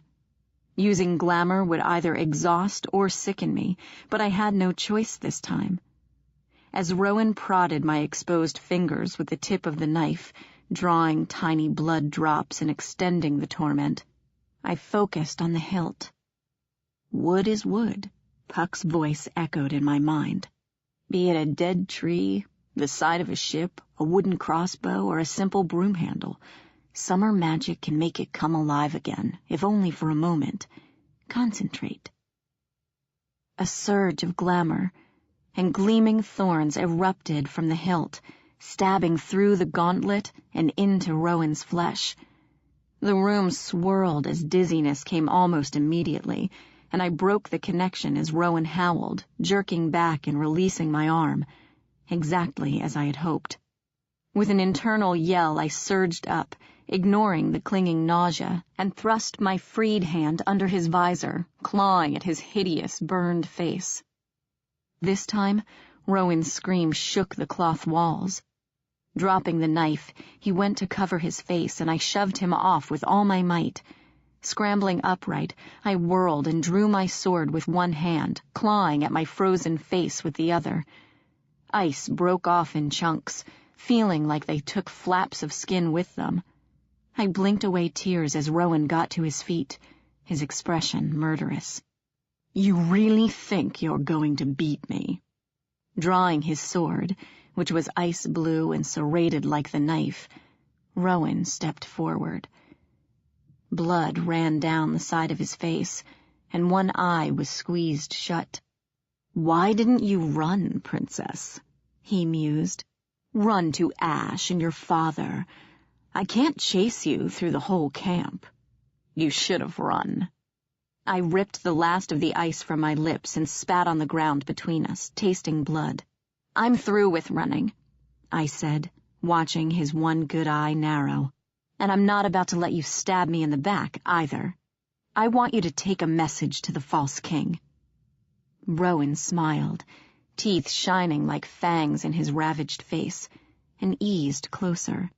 I held my ground, sinking into a defensive stance like Ash taught me. I was still afraid, because I'd seen Rowan fight Ash before, and I knew he was far better than me.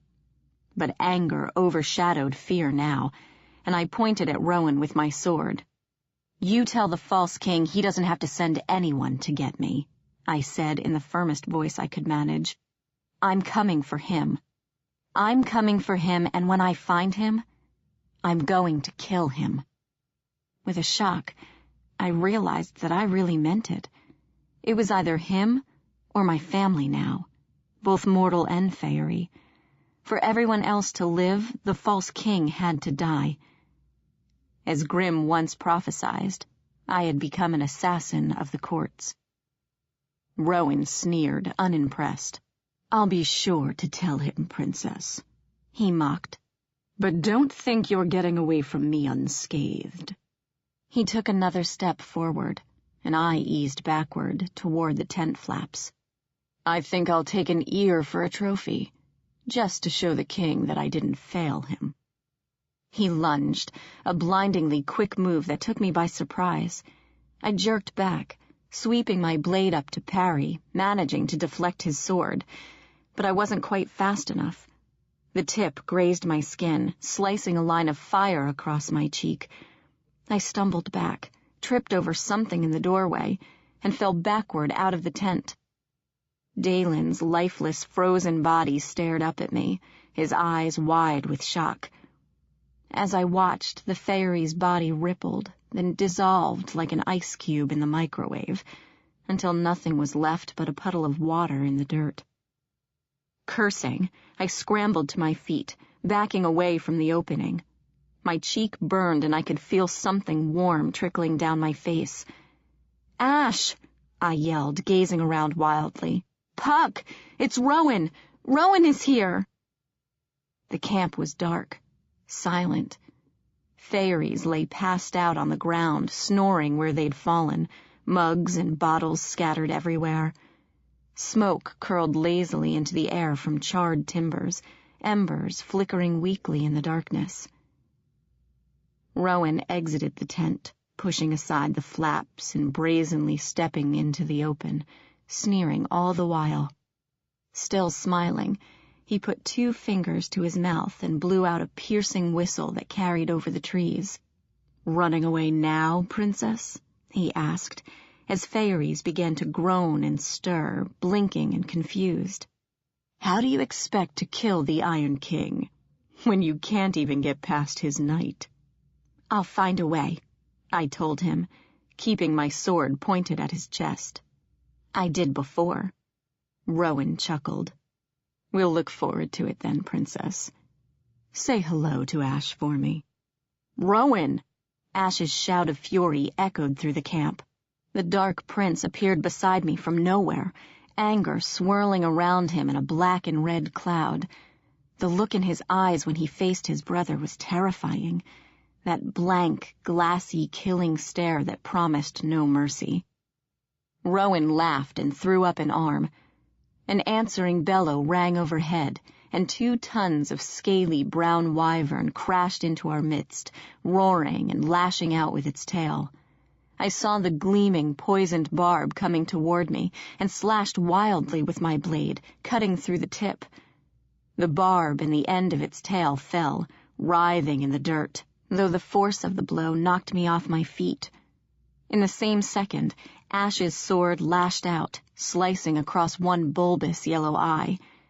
The wyvern screeched and drew back, and in one swift motion, Rowan leaped atop the scaly neck as it lunged skyward, beating the air with tattered, leathery wings. Rising above our heads, the huge lizard streaked toward the edge of the trees and vanished through the gap that led to the Iron Realm, Rowan's mocking laughter echoing in its wake. Panting, Ash sheathed his sword and helped me to my feet. "Meghan, are you all right?" he asked, his gaze flicking over my face, resting on my cut cheek. "I'm sorry I wasn't here sooner. Mab wanted a full report from the time we were exiled. What happened?" I winced. Talking hurt now. My lips were raw and bloody, and the left side of my face felt like someone had pressed it to a lit stove. "He showed up in my tent bragging that he was going to become an Iron Fairy, and that the false king was waiting for me. He was going to cut off my fingers and leave them for you to find," I continued, looking at Ash, seeing his eyes narrow. "But that was before I clawed his eyes out." "Ow!" I gingerly probed my cheek, grimacing as my fingers came away stained with blood. "Bastard." "I will kill him," Ash muttered in that soft, scary voice. It sounded like a promise, though he didn't say the words. The murderous look in his eyes spoke loud enough. "Princess!" Puck appeared then, still shirtless, his hair looking like a vulture had nested in it. "What happened? Was that Rowan that just beat the hell out of here? What's going on?" I scowled at him, barely stopping myself from asking what he'd been doing all night. Flowers were still woven into his hair, and I couldn't tell if those were scratches on his bare skin or not. "That was Rowan," I told him instead. "I don't know how he snuck through the camp, but he did, and you can be sure he's off to tell the false king I'm here." Ash narrowed his eyes. "Then we should be ready for them." The sharp blast of a horn echoed over the trees then, loud and sudden. It was followed by another and another, as fairies jerked awake or emerged from their tents, blinking in alarm. Ash raised his head and followed the sound, the ghost of a vicious smile crossing his face. "They're coming." The camp erupted into organized chaos. Fey leaped to their feet, snatching weapons and armor. Captains and lieutenants appeared, barking orders, directing their squads to form ranks. Griffin and wyvern handlers ran to get their beasts ready for combat, and knights began saddling their Fey steeds, while the horses tossed their heads and pranced with anticipation. For a moment, I had the surreal feeling of being in the center of a medieval fantasy film, Lord of the Rings style, with all the knights and horses rushing back and forth. Then the full realization hit, making me slightly nauseous. This wasn't a movie. This was a real battle, with real creatures that would do their best to kill me. "Meghan Chase?" A pair of female satyrs trotted toward me, ducking and weaving through the crowd, their furry goat legs skipping over the mud. "Your father sent us to make sure you were suitably attired for the battle," one of them told me as they drew close. "He had something designed especially for you. If you would follow us, please." I winced. The last time Oberon had had something designed especially for me, it was a horribly fancy dress that I'd refused to wear. But Ash released my arm and gave me a gentle nudge toward the waiting satyrs. "Go with them," he told me. "I have to find something for myself as well. Ash, I'll be back soon. Take care of her, good fellow." And he jogged away, vanishing into the crowds. The satyrs beckoned impatiently, and we followed them to a strange white tent on the summer side of the camp.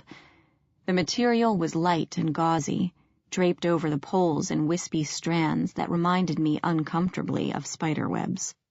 The satyrs ushered me through the flaps, but I turned and stopped Puck at the entrance, firmly telling him he would have to wait outside while I dressed.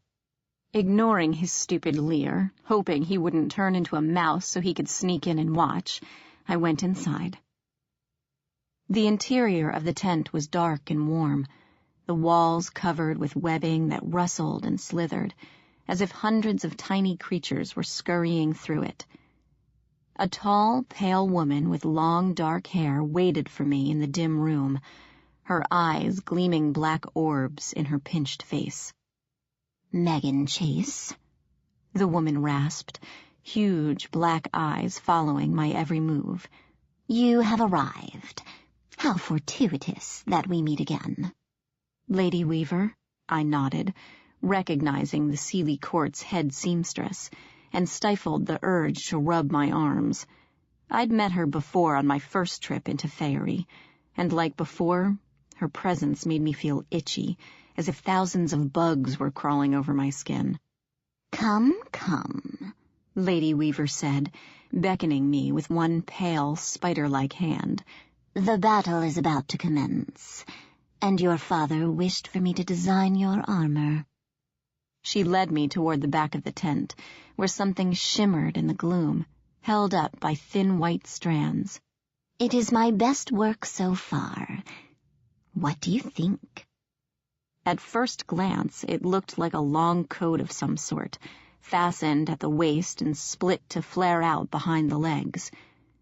Looking closer, I saw that the material was made up of tiny scales, flexible to the touch, yet impossibly strong. The back was strewn with intricate designs that looked almost geometric in nature. Gauntlets, greaves, leggings, and boots, made of the same scaly material, completed the outfit. "Wow," I said, drawing closer. "It's beautiful." Lady Weaver sniffed. "As usual, my talents are underappreciated," she sighed, snapping her fingers at the two satyrs, who hurried forward. "Here I am, the greatest seamstress in the Nevernever, reduced to weaving dragon-scale armor for unrefined half-breeds. Very well, girl. Try it on. It will fit perfectly." The satyrs helped me into the suit, which was lighter and more flexible than I'd thought it would be. Except for the gauntlets and greaves, I didn't even feel like I was in armor, which I guessed was kind of the point. "Nice," came a voice at the door, and Puck strolled in. I blinked in surprise. He was dressed for battle, too, in a leather breastplate over a suit of silvery green mail, dark leather gauntlets, and knee-high boots. A green cloth hung from his belt, decorated with curling vines and leaves, and thick shoulder plates jutted out from his collarbone, looking like rough, spiky bark. "Surprised, Princess?" Puck shrugged, causing his shoulder spikes to jerk up. "I don't normally wear armor, but then I don't normally have to face an army of Iron Fey either. Figured I might as well have some protection." He scanned my outfit and nodded with appreciation. "Impressive. Real dragon scale. That'll hold up to almost anything." "I hope so," I murmured, and Lady Weaver snorted. "Of course it will, girl," she snapped, pursing her bloodless lips at me. "Who do you think designed this suit? Now shoo. I have other things to work on. Out! Puck and I fled, ducking out of the tent. The camp was nearly empty now, ranks upon ranks of summer and winter Fey lining the edge of the metal forest, waiting for the battle to begin. I shivered and rubbed my arms. As if reading my thoughts, Puck moved closer and put a hand on my elbow. "Don't worry, Princess," he said. And though his voice was light, there was a hard edge to his smile. "Any iron bastard that wants you will have to get past me first." He rolled his eyes. "And, of course, the Dark Knight over there." "Where?" I followed his gaze, just in time to see Ash appear from behind a tent and walk toward us. His armor gleamed under the sun, black marked with icy silver, a stylized wolf head on the breastplate. He looked incredibly dangerous, the Black Knight out of legend, a tattered cape fluttering behind him. "Oberon has called for you," he announced, taking in my suit with a single approving nod. "He wants you to stay near the back, where the fighting won't reach you. He has a platoon of bodyguards stationed there to protect—" "I'm not going." Both Ash and Puck blinked at me. "I'm fighting," I said in the firmest voice I could manage. "I don't want to hang back and watch everyone die for me. This is my war, too." "Are you sure that's a good idea, Princess?" I glanced at Puck and smiled. "Are you going to stop me?" He held up his hands. "Wouldn't dream of it." He grinned and shook his head.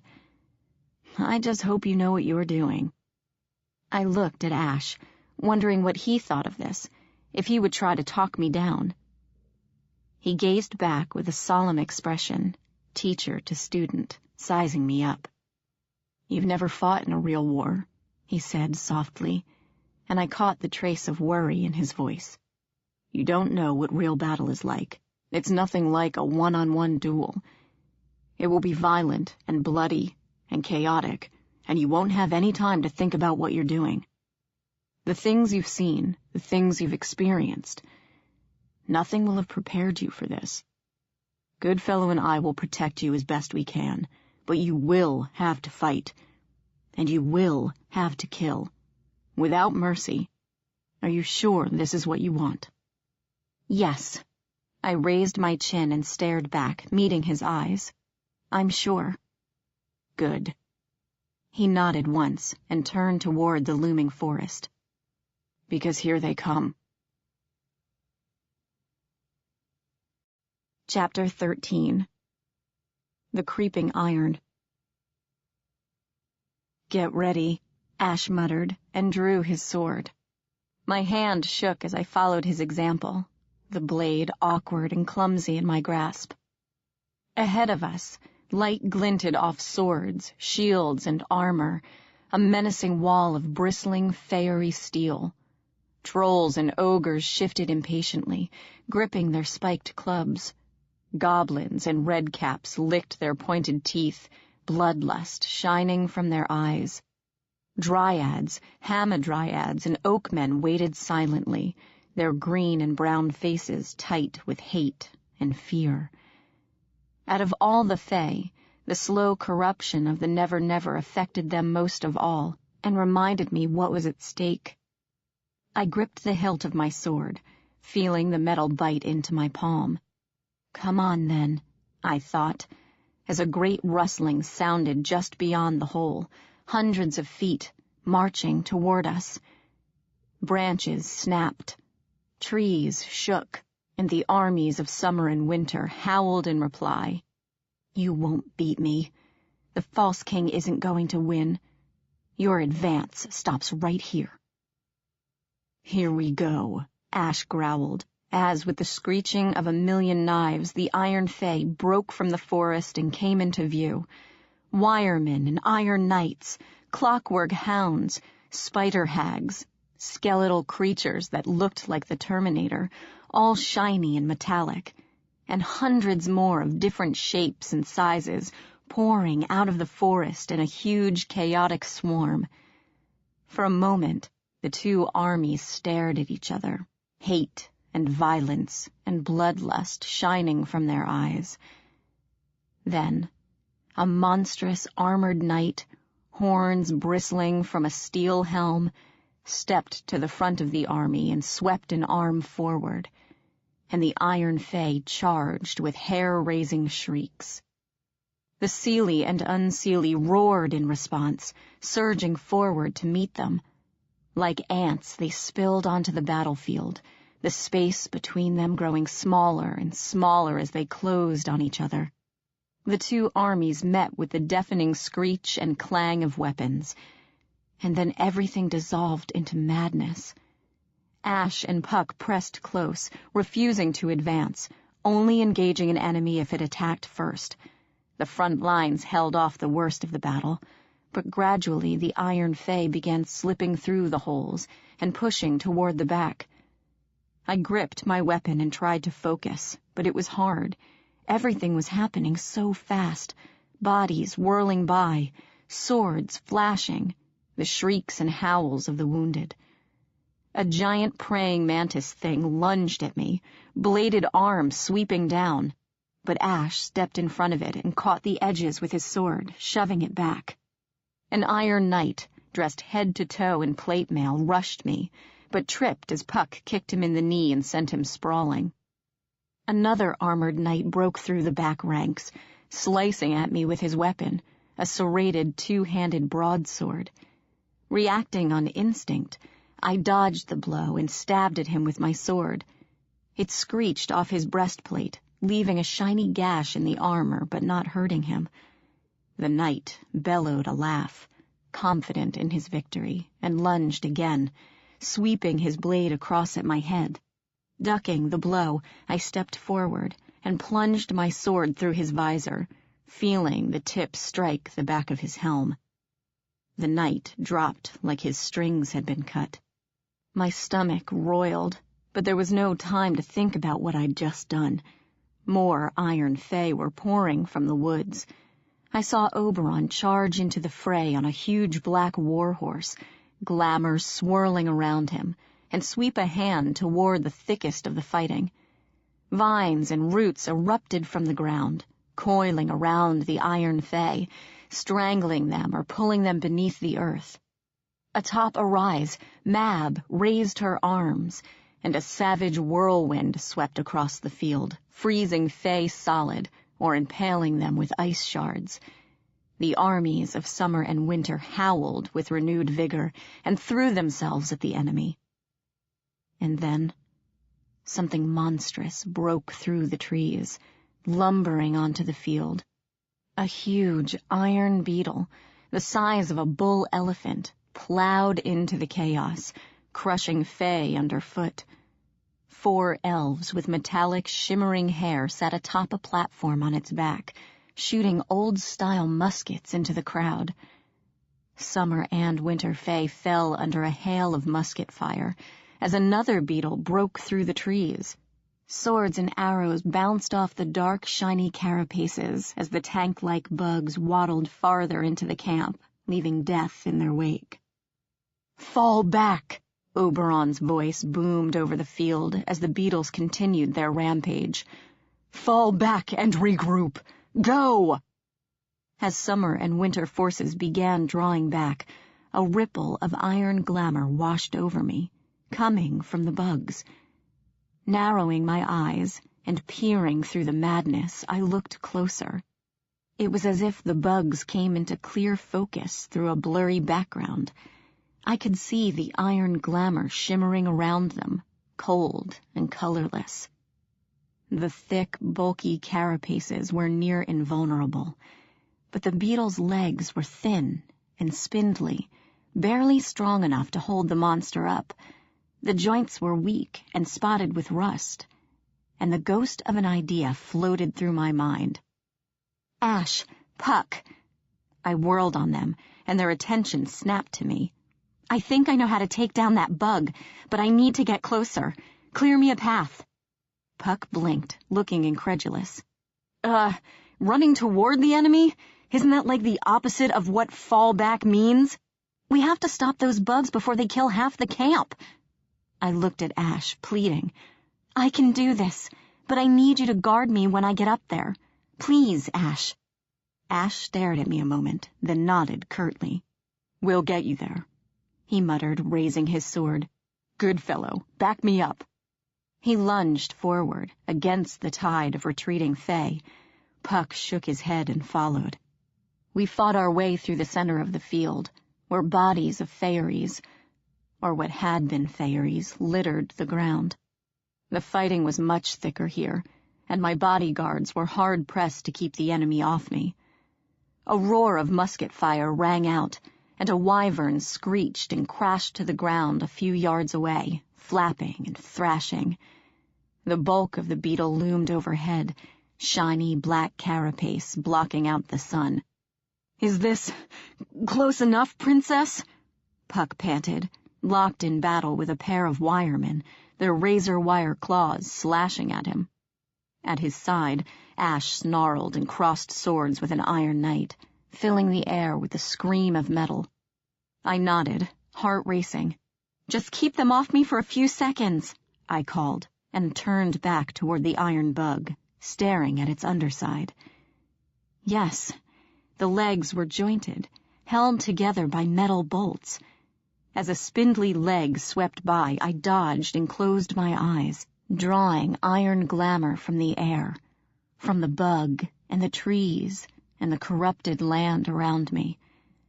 Musket fire boomed, and the screech of swords and Faeries rang in my head, but I trusted my guardians to keep me safe and kept concentrating. Opening my eyes, I focused on one of the insect's joints, on the tiny bolt that held it together, and pulled.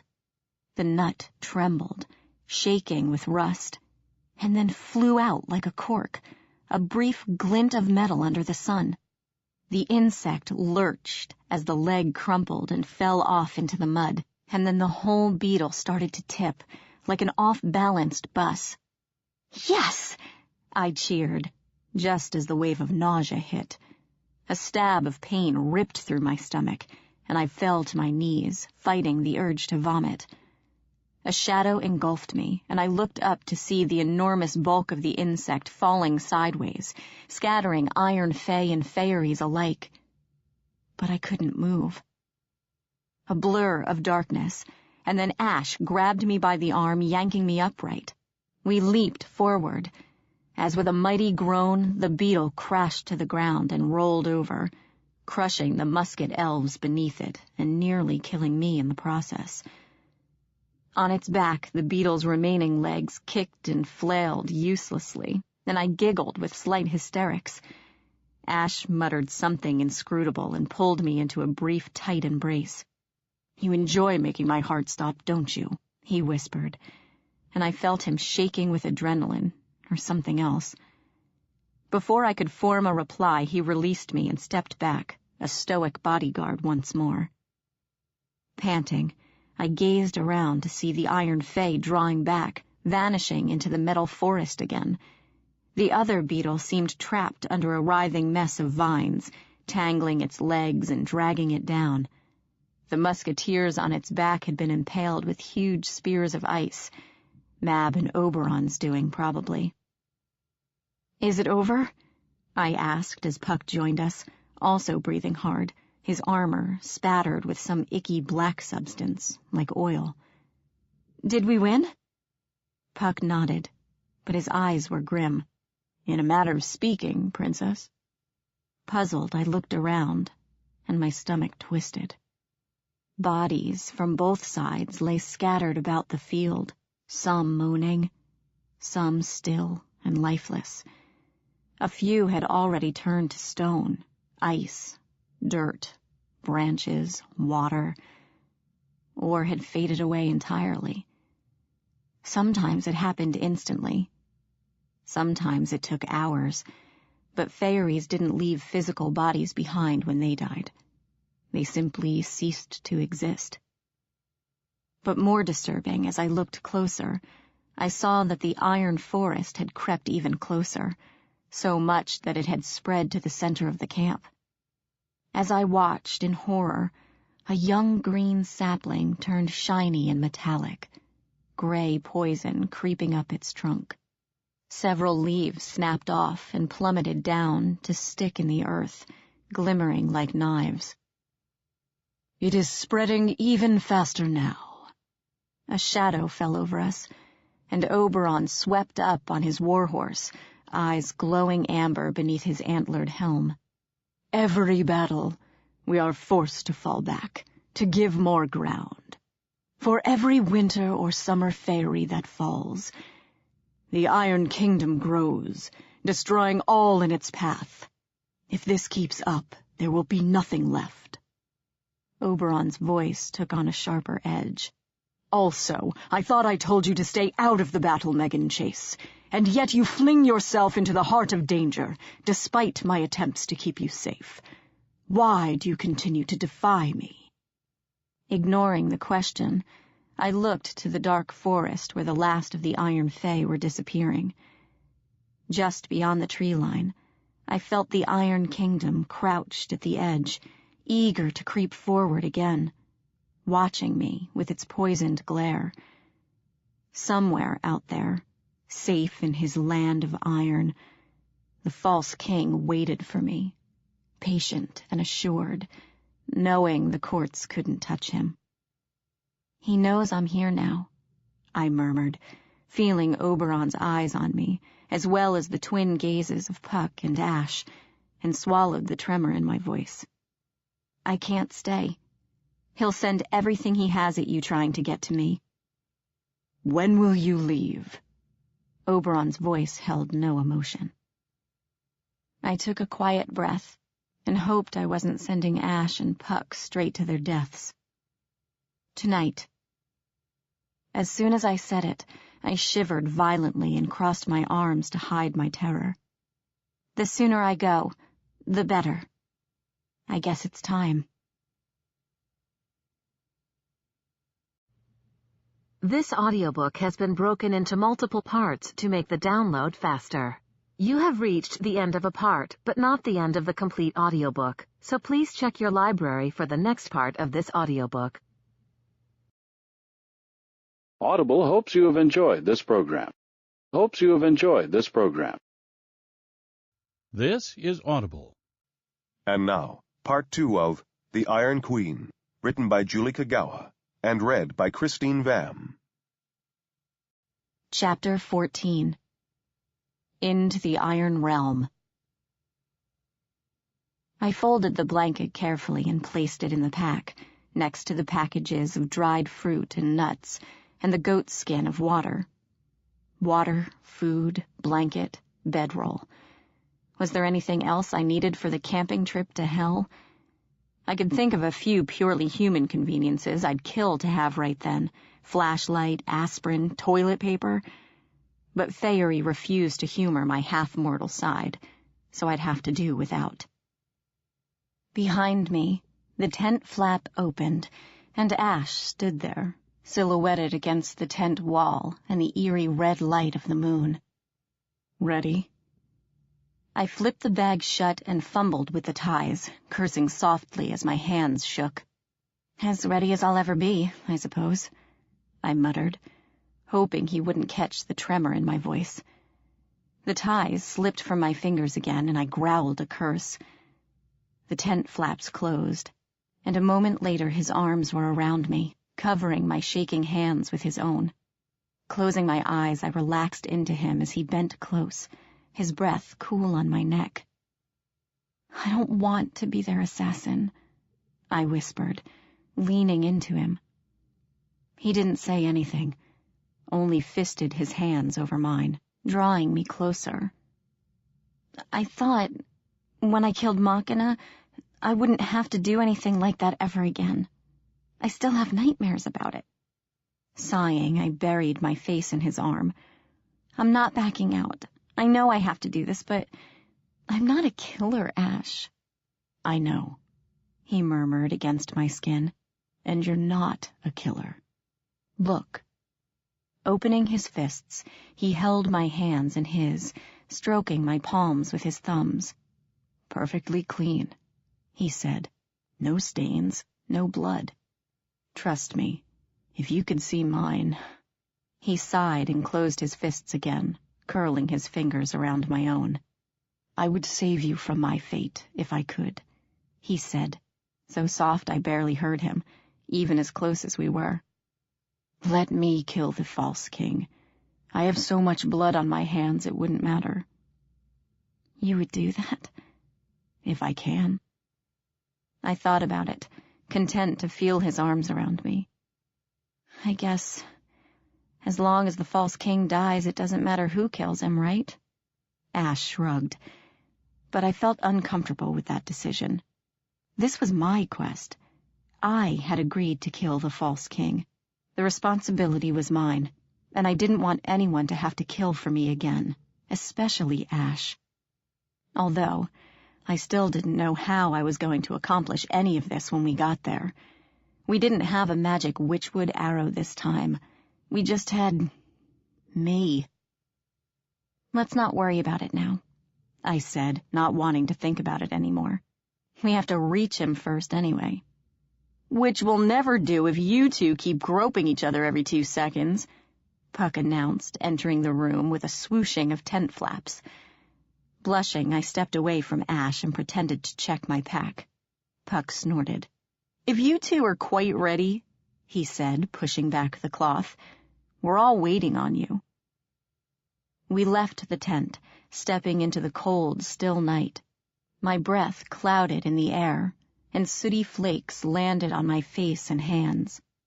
On each side, lining the way to the forest, the armies of summer and winter watched us leave, hundreds of Fey eyes glowing in the darkness.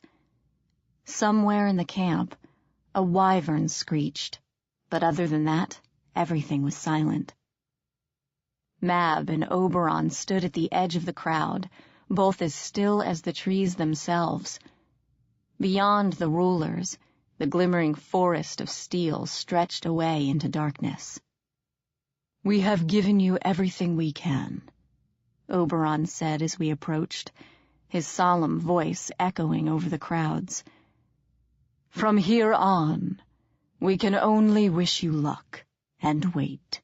Everything is up to you now." Mab raised a hand, and a goblin stepped out of the crowd to stand before us, dressed in that leafy camouflage that made him look like a bush. "Snig will take you to the edge of the forest where it becomes the wasteland proper," she rasped, her gaze lingering on Ash. "Beyond that, you're on your own. None of our scouts have ever returned from venturing deeper." Oberon was still watching me, his green eyes unreadable in the shadows of his face. It seemed to me that the Earl King looked tired and haggard, but that could simply be a trick of the light. "Be careful, daughter," he said, in a voice meant only for me. I sighed. That was as much fatherly affection Oberon was going to dole out. "I will," I told him, shifting my pack to my other shoulder. "And we won't fail, I barely stopped myself from saying "I swear," not knowing whether I could keep that promise. "I won't give up," I finished instead. He gave me a brief nod. Ash bowed to his queen, and Puck grinned at Oberon, defiant to the end. I looked down at the goblin. "Let's go, Snig." The goblin bobbed and shuffled away into the trees, becoming nearly invisible in the brush.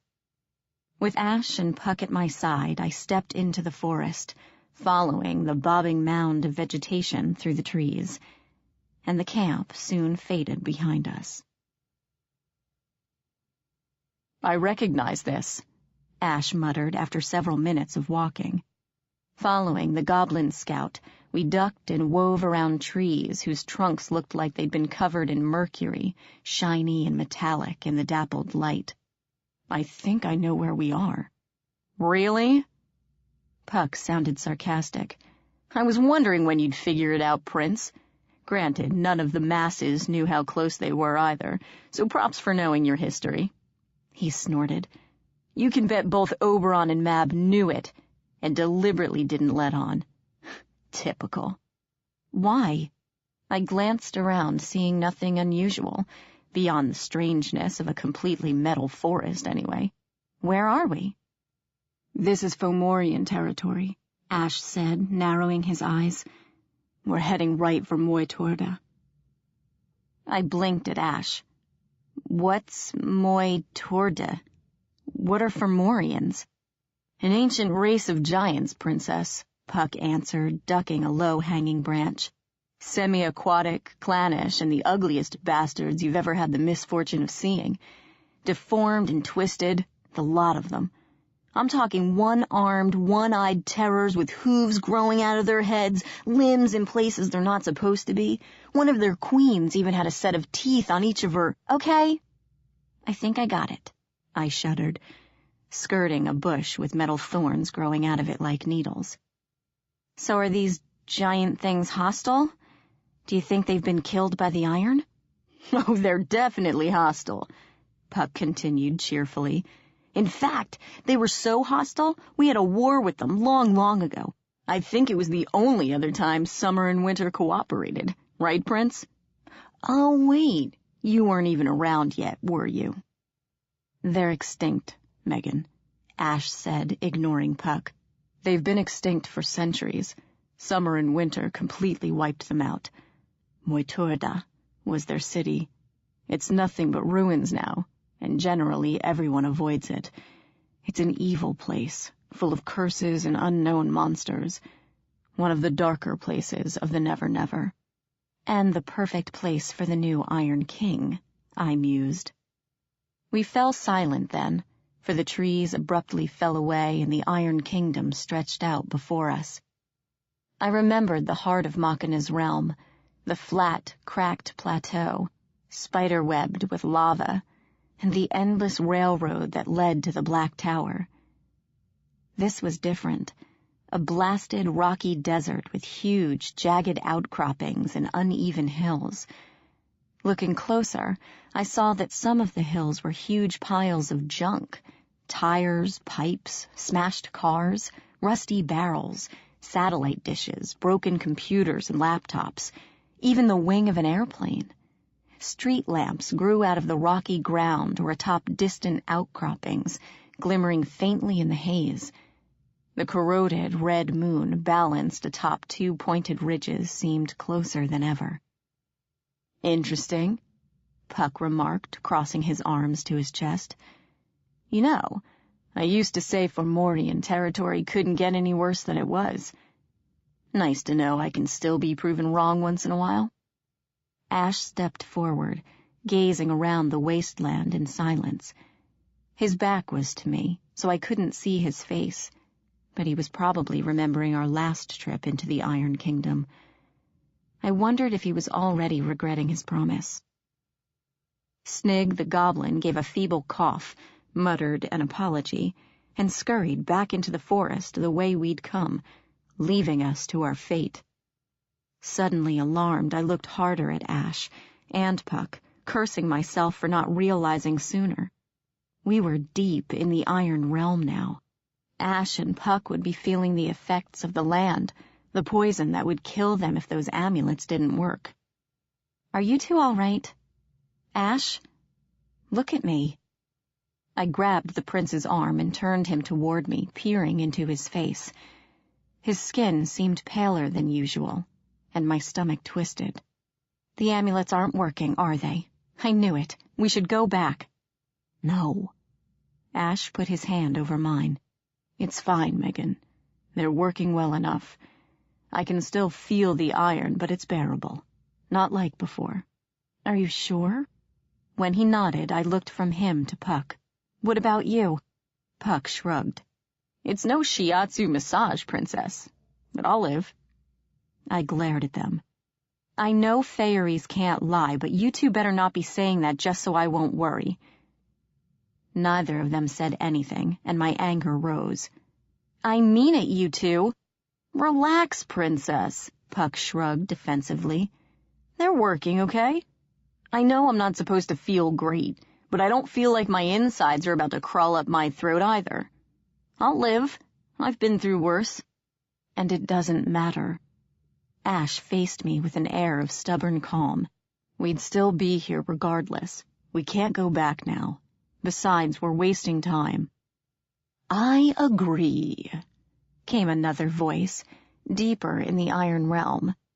The protective qualities of your amulets are limited after all. The longer you stand around doing nothing, the shorter your time becomes. Somehow, I wasn't surprised. Grimalkin, I sighed, turning around. Stop hiding. Where are you? The cat glanced up from a nearby rock, where nothing had been a second ago. You, he purred, regarding us lazily, are late. Again. Why are you here, Grim? Is it not obvious? Grimalkin yawned and looked at each of us in turn. The same reason I am always here, human. To keep you from falling down a dark hole or wandering into a giant spider's nest. You can't stay here, I told him. The iron will kill you, and you don't have an amulet. Grimalkin sniffed. Really, human, you are incredibly dim at times. Who do you think told Mab about the amulets in the first place? He raised his chin, just far enough for me to catch a glint of crystal beneath his wavy fur. You have one? How? The cat sat down and licked his forepaw. Do you really wish to know, human? He asked, giving me a sideways glance. Be careful of your answer. Some things are better off a mystery. What kind of answer is that? Of course I want to know, especially now. He sighed, vibrating his whiskers. Very well, but keep in mind, you insisted. Putting his paw down, he sat up and curled his tail around himself, regarding me with a grave expression. Do you remember the day Iron Horse died? A lump caught in my throat. Of course I did. I could never forget that night. Iron Horse charging the enemy alone so we could have a distraction. Iron Horse shielding me from a fatal blow. Iron Horse, shattered and broken on the cement floor of the warehouse. His last words. I teared up thinking about it. And then I remembered Grimalkin sitting beside the noble Iron Fey just before he died, leaning close to his head. I'd thought my eyes were playing tricks on me, for I'd caught only a split-second glance before the cat was gone. But now it seemed extremely important that I remember. My stomach felt cold. What did you do to him, Grim? Nothing. Grimalkin faced me with an unblinking stare. Nothing that he had not already agreed to. I knew I would have to go into the Iron Realm sooner or later, and Iron Horse knew he could very well die on his quest to help you. He was prepared for it. We came to an understanding. Oh my God! The realization hit me like a hammer, and I gaped at the cat. That's him in there, isn't it? You used Iron Horse for your amulet. I felt sick and staggered away from the Ketshi, bumping into Ash. How could you? I whispered, actually beginning to shake. Is everything a contract to you? Iron Horse was our friend. I would have died without his help. Or don't you care that you're using him like a battery? Iron Horse was prepared to give up everything for you, human. Grimalkin narrowed his eyes to golden slits, staring me down. He wanted this. He wanted a way to protect you if he were no longer here. You should be grateful. I would not have done the same. Because of his sacrifice, the quest can continue. The cat rose and leapt from the rock, turning to stare at us over his shoulder. Well? He asked, waving his tail. Are you coming or not? I scowled and took a few steps forward. Where do you think you're taking us? He twitched an ear. Iron Horse told me, should I ever find myself in the Iron Realm with you, to look for an old friend of his. The Clockmaker, I believe was his name. and he is fairly close. Lucky for us. Why go to the clockmaker? Why not just look for the false king? Iron Horse implied that this was important, human. Grimalkin blinked and sat down, thumping his tail impatiently. But if you do not think so, by all means, go wandering about until the amulets lose their power, and you are completely lost. Or was that your plan all along? I glanced at the boys.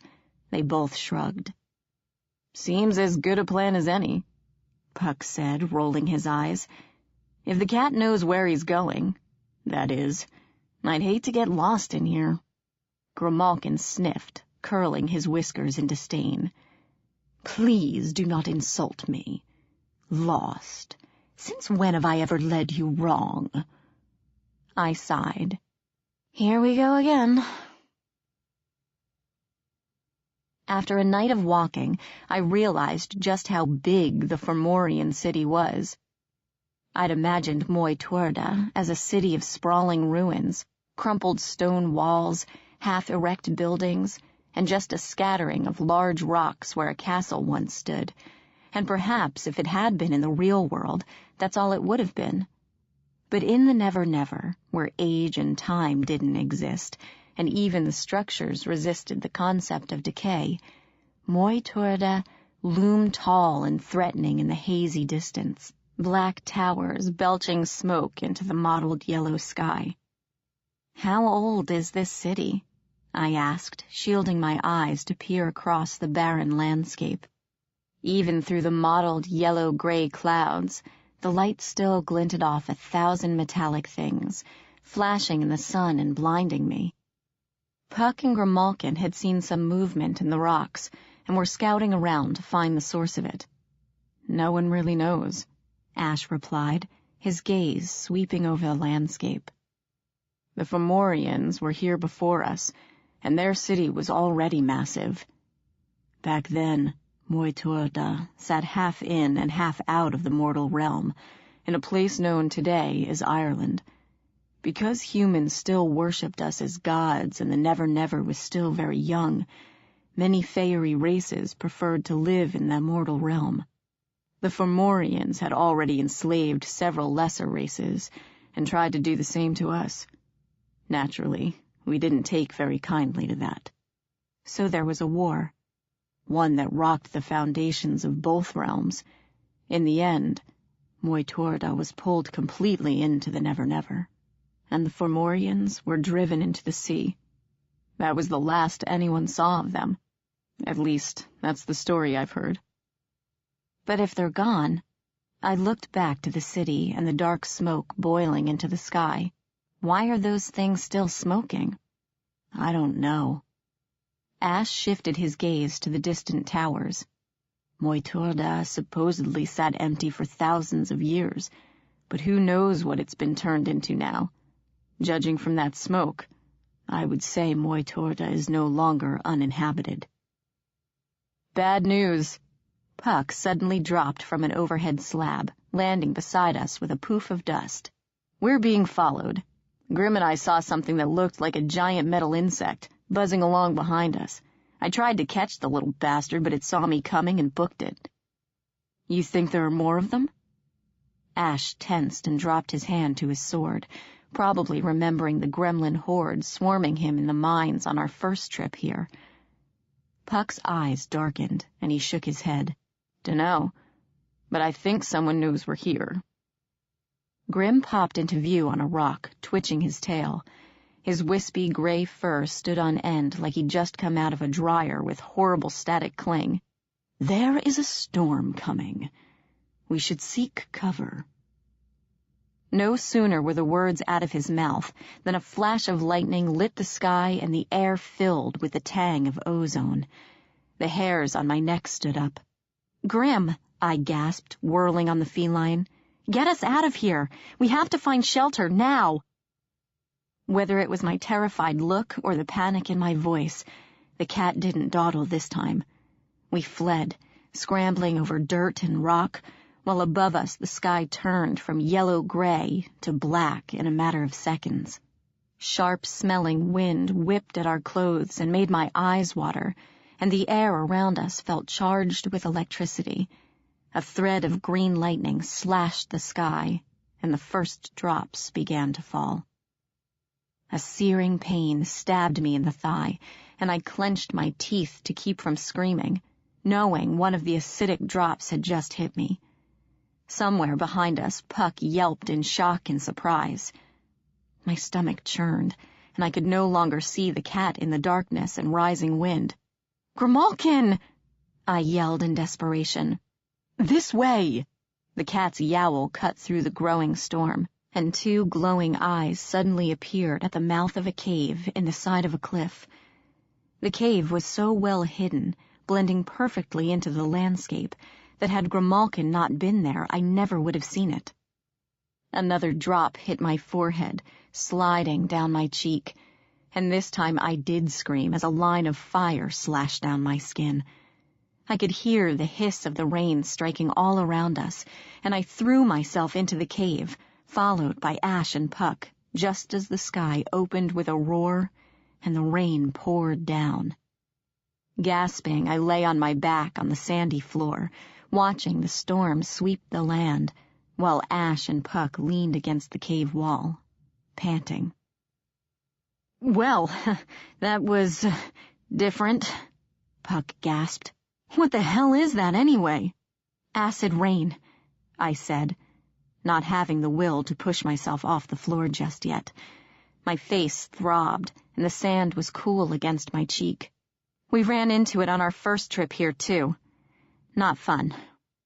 "Welcome to the wonders of the Iron Kingdom," Ash muttered, and pushed himself off the wall, coming to kneel beside me. I took his hand and let him pull me into a sitting position. "Are you all right?" he asked, brushing the hair from my face, lifting it away from the burn. His fingers hovered over the wound, and I flinched despite myself, causing him to sigh. I saw Puck watching us over Ash's shoulder and blushed self-consciously, suddenly desperate to break the tension. "So, tell me the truth," I said, only half joking. "Will it scar? Will I have to wear a mask like the Phantom of the Opera to hide my hideous face?" Ash shrugged off his pack, and a moment later a cool, familiar-smelling salve touched my cheek, soothing the fiery pain. "I think you'll be fine," he said, smiling faintly. "No battle scars for you, at least not today." His hand lingered on my face a moment before he rose, drawing me to my feet. Puck snorted and walked away, pretending to examine the cave. Grimalkin strutted by, tail in the air, oblivious to the rising tension. "The rain will not let up any time soon," he said as he passed. "So I suggest you get some rest while you can. I also suggest one of you take watch. We do not want to be surprised if the owner of this cave returns while we are asleep." "Good idea," Puck echoed from the back of the cave.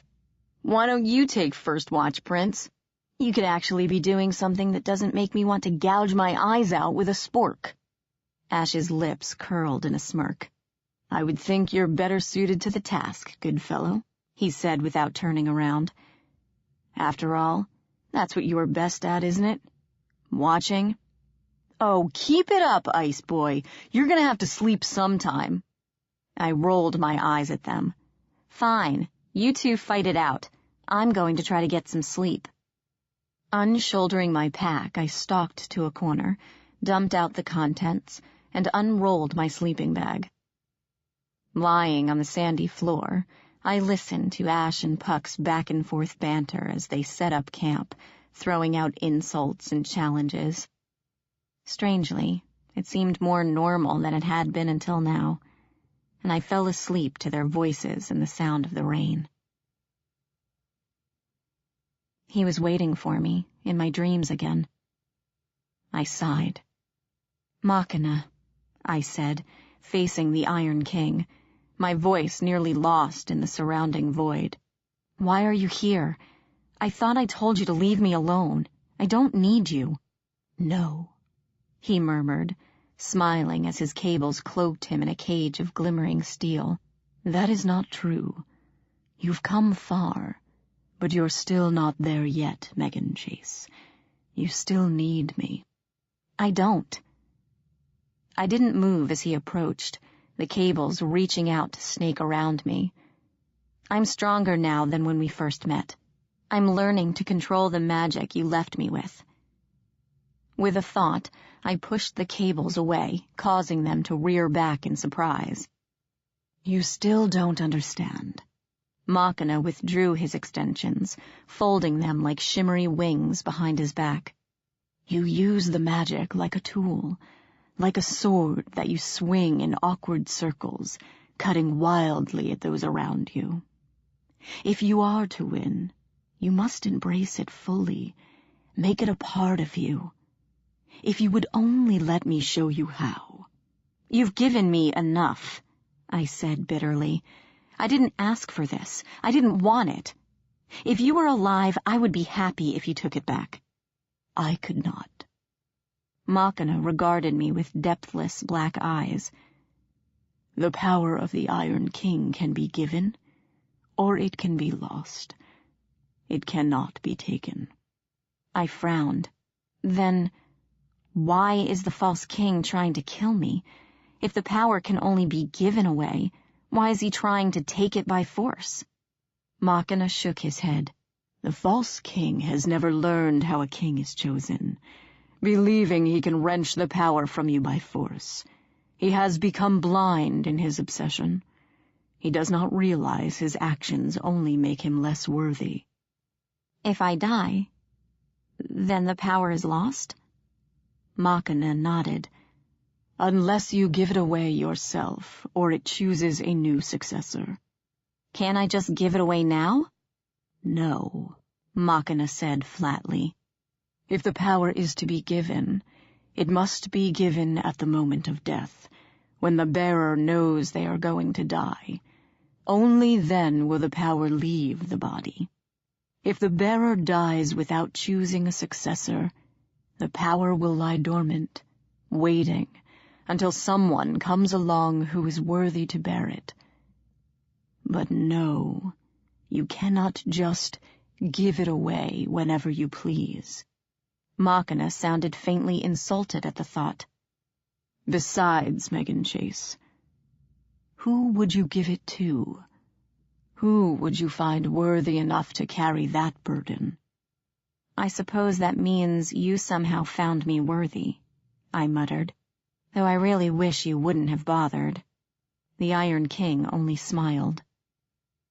I will be here, he murmured, fading away, his brightness becoming less and less, though his voice still echoed in the void.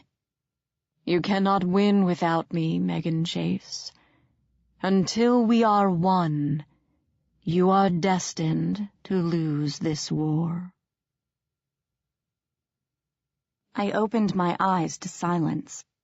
The rain had stopped, and a warm, furry weight was pressed against my ribs, vibrating with purrs. Careful not to disturb Grimalkin, I rose and pushed back the covers, gazing around the cave. Puck lay on his back in the corner, tangled in blankets, one arm flung over his eyes. A jackhammer snore echoed from his open mouth, and I grimaced. Ash stood at the cave mouth, silhouetted black against the cloudy sky, gazing out at the distant city. From the sickly light coming in, I guessed it was mid to late afternoon. By the subtle tilt of Ash's head, I knew he'd heard me, but he didn't turn around. Padding up behind him, I slipped my arms around his waist. His hands folded over mine, lacing our fingers together, and we stood like that for a moment, breathing in tandem, me listening to his heart through his armor. Are you all right? His deep voice vibrated in my ear, pressed against his back. Fine. I pulled back to stare at the back of his head. Why? Reading my emotions again, are you? You were talking in your sleep, he continued solemnly. I wasn't listening, but you said Machina once or twice. He paused, and my heart flip-flopped in my chest. It's the Iron King, isn't it? Ash went on. Being back here, it's making you remember. Yeah, I lied, pressing my face to his back. I didn't want to tell him about my conversations with the old Iron King, whom we had killed on our last trip here, but who was supposedly lurking inside me. It was just a nightmare, Ash. Don't worry about me. That's my job now, he replied, so soft I barely heard it. Meghan, don't be afraid to ask for help. You're not alone. Remember that. I squirmed uncomfortably, hoping he wouldn't pick up on my feelings of guilt. So, this knight and lady thing, I said to change the subject. Do you have to do what I say, or is it more of a strong suggestion? If I ordered you to, I don't know, stand on your head, would you do it? I wasn't trying to be serious, but he hesitated, and I wondered if I touched on a sore subject. You know my true name now, he said after a moment. Technically, yes. If you order me by use of my full name, I would be forced to obey, but... He paused again. I'd never heard him sound so unsure. The understanding is that it will never come to that the lady trusts the knight enough to... Ash, I interrupted. Turn around. He obeyed, spinning slowly to face me, his expression carefully guarded. Lacing my hands behind his neck, I pulled him down and kissed him. For just a moment, he was stiff and unyielding. But then he relaxed, and his arms slid around my waist, drawing me closer. I'm sorry, I whispered when we pulled back. I don't want you to regret being here with me, being my knight and all. He ran his fingers through my hair, brushing it from my cheek. If I'd thought I would regret it, he said calmly, I never would have made that oath. I knew what becoming a knight would mean. And if you asked me again, the answer would be the same.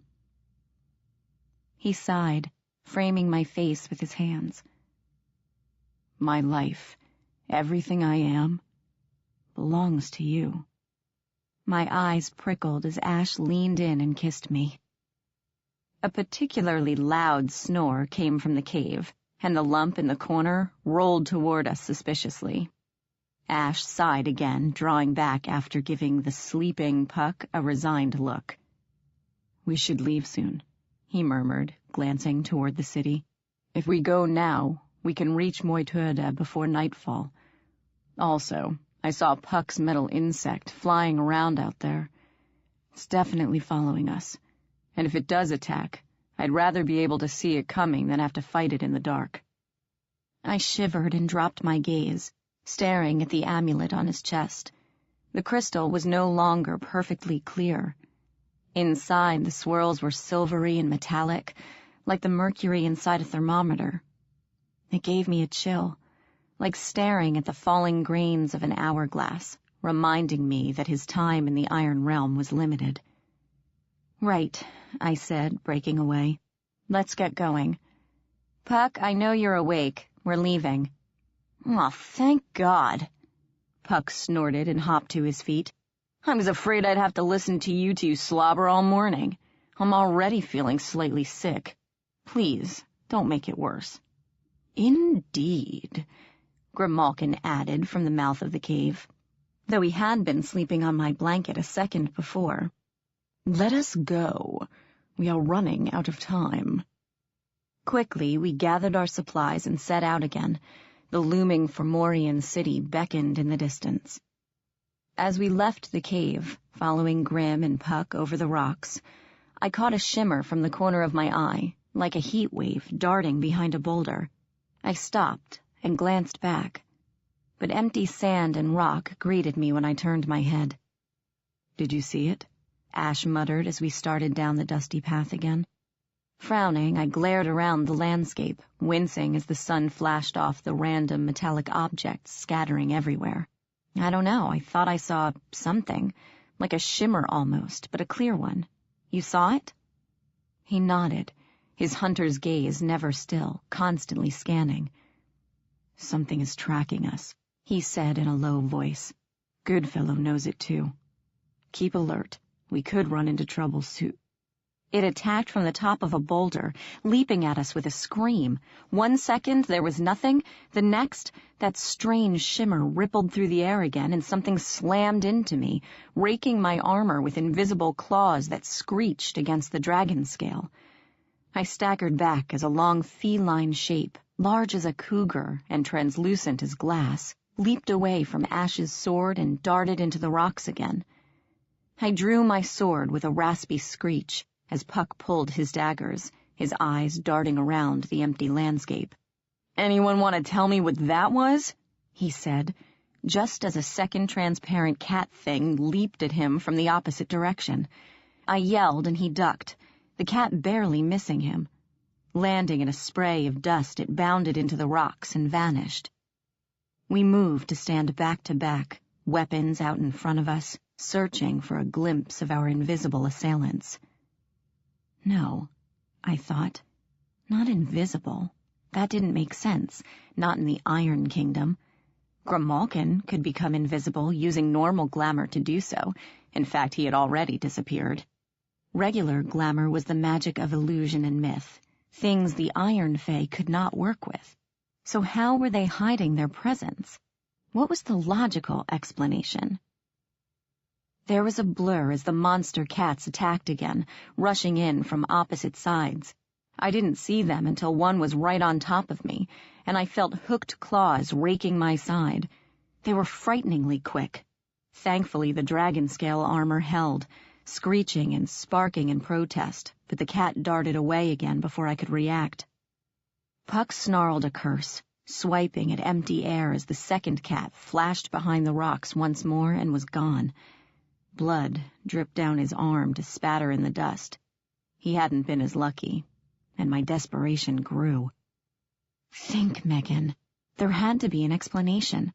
Iron Fey couldn't use regular glamour, so how could a solid creature appear invisible? I could feel the iron glamour circling around us, cold, patient, and calculating. And suddenly I understood. "They're cloaking," I said, as the pieces clicked into place. "They're using iron glamour to twist the light around themselves so they appear invisible." I felt a thrill of discovery, of knowing I was right.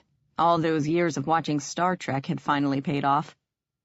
Ash spared me a split-second glance. "Can you use it to see which direction they're coming from?" "I'll try." Closing my eyes, I reached out, searching for our attackers, expanding my senses until...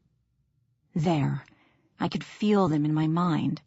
2 clear, cat-shaped blobs of glamour, creeping forward along the ground just a few yards away. One was edging up on Ash, muscles quivering, and leaped forward with a shriek. "Ash! High left, 7 o'clock!" Ash whirled, exploding into motion. I heard a yowl, and the cat shape in my mind split in two just before something hot and wet splashed over my face. Not stopping to think or gag, I saw the second cat leap straight at me, claws extended, aiming for my neck this time. My sword came up, and the monster slammed into my chest, its leap carrying it right onto the blade. The cat's weight knocked me backward to sprawl in the dust, driving the air from my lungs with a painful gasp. For a few seconds, I could only lie there with my mouth gaping, crushed under the body of the killer feline. Up close, the dead cat was a strange metallic gray, its fur short and shiny like a mirror, but its teeth were the same yellow ivory of all big cats, pointed and lethal, and its breath stank of rotten meat and battery acid. That was all I noticed before Ash dragged the huge feline off me, and Puck pulled me to my feet. "Well, that was fun." Puck wore one of his sarcastic grimaces. "You okay, Princess?" "Yeah." I gave Ash a quick smile to ease the worry on his face and turned to Puck again. "I'm fine, but you're bleeding, Puck." "What, this?" Puck grinned. "It's just a scratch." His grin turned into a grimace as I sat him down on a rock and started tearing off his sleeve. His arm was a mess, blood everywhere, and I could see the 4 nasty claw marks that ran from his elbow to wrist. I winced in sympathy. Ash, I'm going to need some of that salve you brought, I muttered, dabbing away the blood. When he didn't move, I turned on him, narrowing my eyes. All right, I'm tired of this. I know you two don't get along, but you need to figure something out, or we're never going to make it out of here alive. I received a rather cold stare, but he opened his bag and dug out the jar, handing it to me stiffly. Puck settled back on the rock, grinning as I bent over his arm. You're good at this, princess, he purred, shooting Ash a smug grin over my shoulder. Been watching Ice Boy, or are you just a natural caretaker? I could get used to— Ow! He glared as I tied off the bandage with a jerk. Don't push your luck, I warned him, and he gave me a huge doe-eyed look full of innocence. It was the first glimpse of the old Puck I'd seen in a long time, and it made me smile. As I was gathering the medical supplies, Grimalkin appeared again, wrinkling his nose at the dead cats. Barbarians, he sniffed, leaping down from the rock, giving the bodies a wide berth as he trotted up. Human, you might want to know that there are certainly other creatures that will be attracted by the commotion. I would advise you to hurry. Chapter 15. The Clockmaker. We reached the Fomorian city just as the sun was going down. Moitorda was enormous, not just sprawling, but huge, as in, I feel like I've been shrunk to the size of a mouse huge. Like Jack and the Beanstalk huge. Everything was giant size. Doorways were 20 feet tall. Streets were wide enough to drive a plane through, and steps were my height. Whomever the Fomorians were, I hoped they were really gone, as Ash said. The city was ancient. I could feel it as we made our way through the mossy ruins, which towered like broken giants overhead. The original buildings were made of rough stone, but the Iron Realm's corruption was everywhere. Broken street lamps popped up at odd intervals, grown right out of the ground and flickering erratically.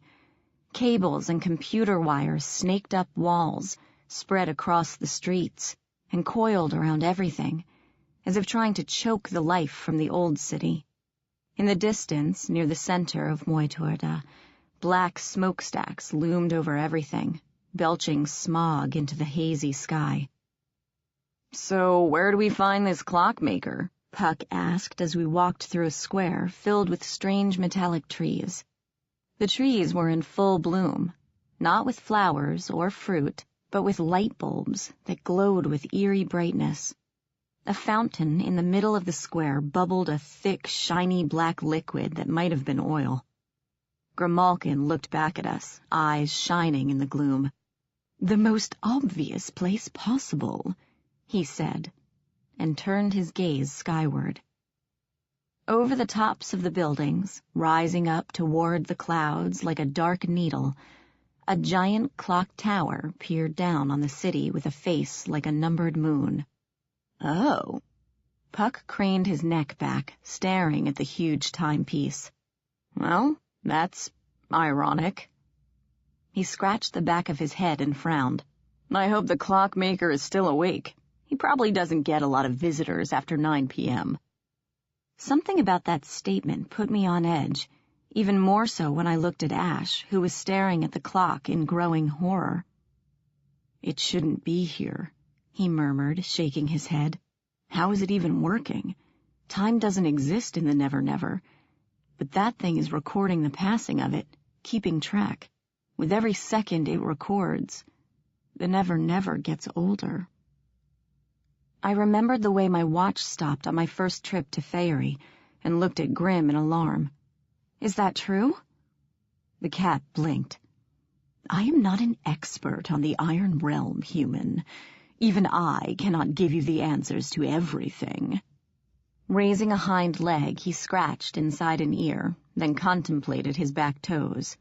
But remember this. Nothing lives forever.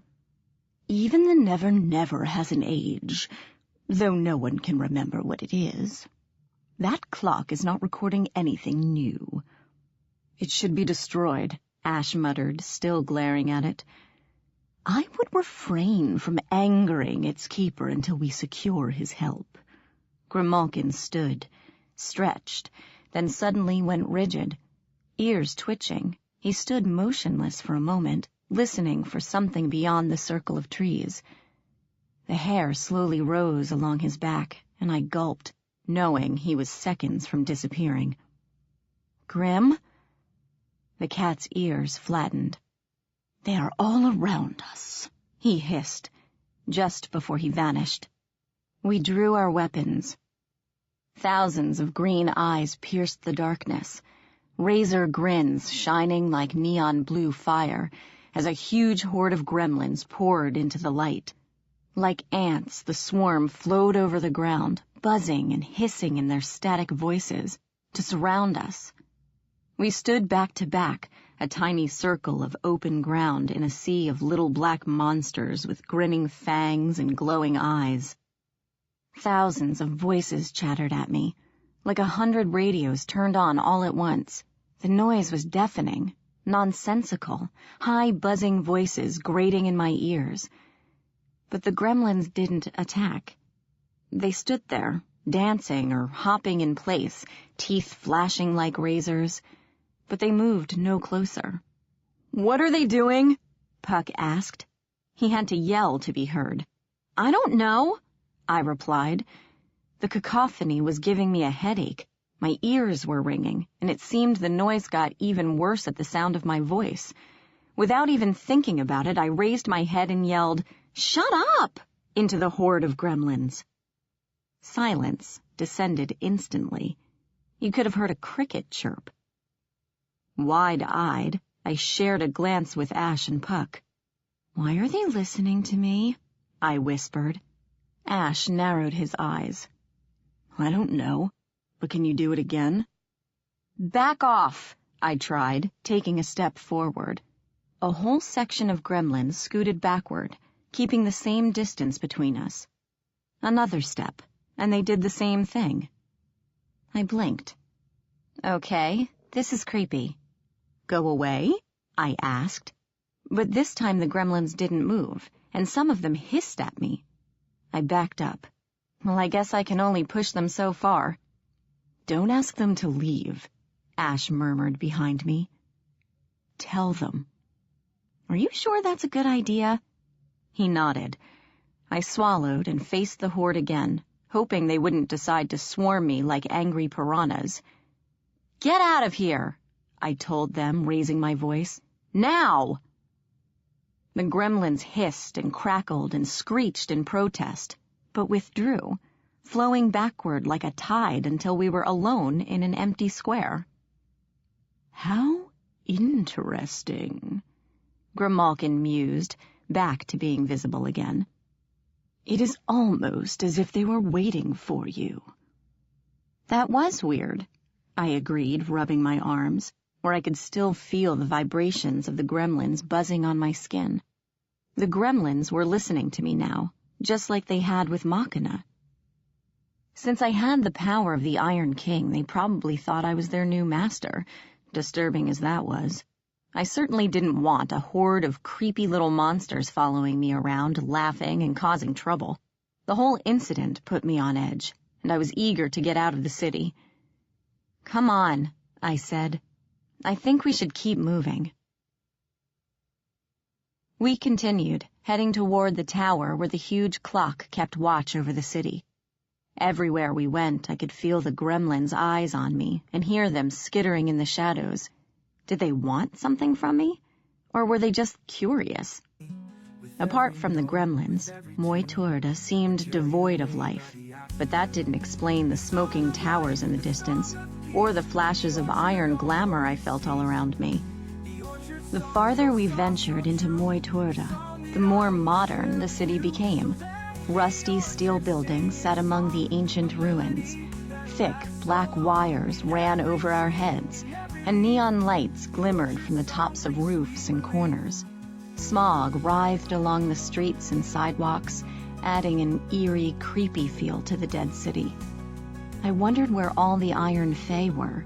Not that I wanted to run into any, but in a city this big, you would think there'd be at least a few. When we reached the base of the clock tower, I was amazed at how huge it was. A tower of steel and glass and metal, sitting among ancient ruins that were gigantic themselves, looming over them all. But the door to the tower was human size, bronze and copper, and covered with gears that clanked and spun as I wrenched it open. An endless staircase ran the length of the walls, spiraling up into blackness. Ropes and pulleys dangled from thick metal beams, and monstrous gears spun lazily in the huge expanse of the middle. It was obviously enough, like being inside a giant clock. "This way," came Grimalkin's voice, and we followed the cat up the twisting staircase until he vanished somewhere above us. The stairs had no railings, and I hugged the wall as we went higher into the clock, the floor just a shrinking stone square far, far below. Finally, the staircase ended in a balcony that overlooked the long drop to the bottom. Directly overhead was the wooden ceiling, and in the center of the balcony, a ladder led up to a square trap door, the kind you would push on to get into the attic. Puck climbed the ladder, jiggled the trap door, and when he discovered it wasn't locked, eased it open so he could peer through the crack. A moment later, he pushed it back all the way and motioned the rest of us up. A cozy, cluttered room greeted us as we eased through the trap door, being careful not to make any noise. The floors and walls were all made of wood, with the far wall showing the back of the enormous clock face. Several tables ran through the room, every square inch of them taken up by timepieces of various sizes and designs. The walls were also covered with them. Cuckoo clocks, grandfather clocks, wooden clocks, sleek metal clocks. You name it, this place had it. All the clocks' faces showed a different time, none of them were the same. An endless ticking filled the air, and the occasional tweet, chime, or dong echoed throughout the room. If I stayed here long enough, I would go insane in a very short while. The clockmaker, whoever he was nowhere to be seen. A stuffed green chair sat in the corner, an island of comfort in the sea of clutter, though at the moment it was far from empty. A huge, mirror-coated feline lay curled up on the cushion, breathing deeply as if asleep. Definitely not Grimalkin. I recognized the same type of creature that had attacked us on our way to the city. Before I could decide what to do, slitted emerald eyes opened, and the cat bolted upright with a snarl. We drew our swords, the screech of blades nearly drowned out by the sudden booming of a grandfather clock in the corner. The cat hissed and immediately rippled out of sight. I quickly reached for my own magic, trying to see where the cat went, ready to yell out instructions to Ash and Puck. But instead of attacking, the cat-shaped spot of glamour leaped onto a table, miraculously avoiding the many clocks that littered the surface, and bounded from the room, vanishing through a small entrance in the back. "There you are," said a voice. "Right on time." A small, hunched creature pushed aside a curtain and came waddling down the rows of tables. He was half my height and wore a bright red vest with several pocket watches adorning the fabric.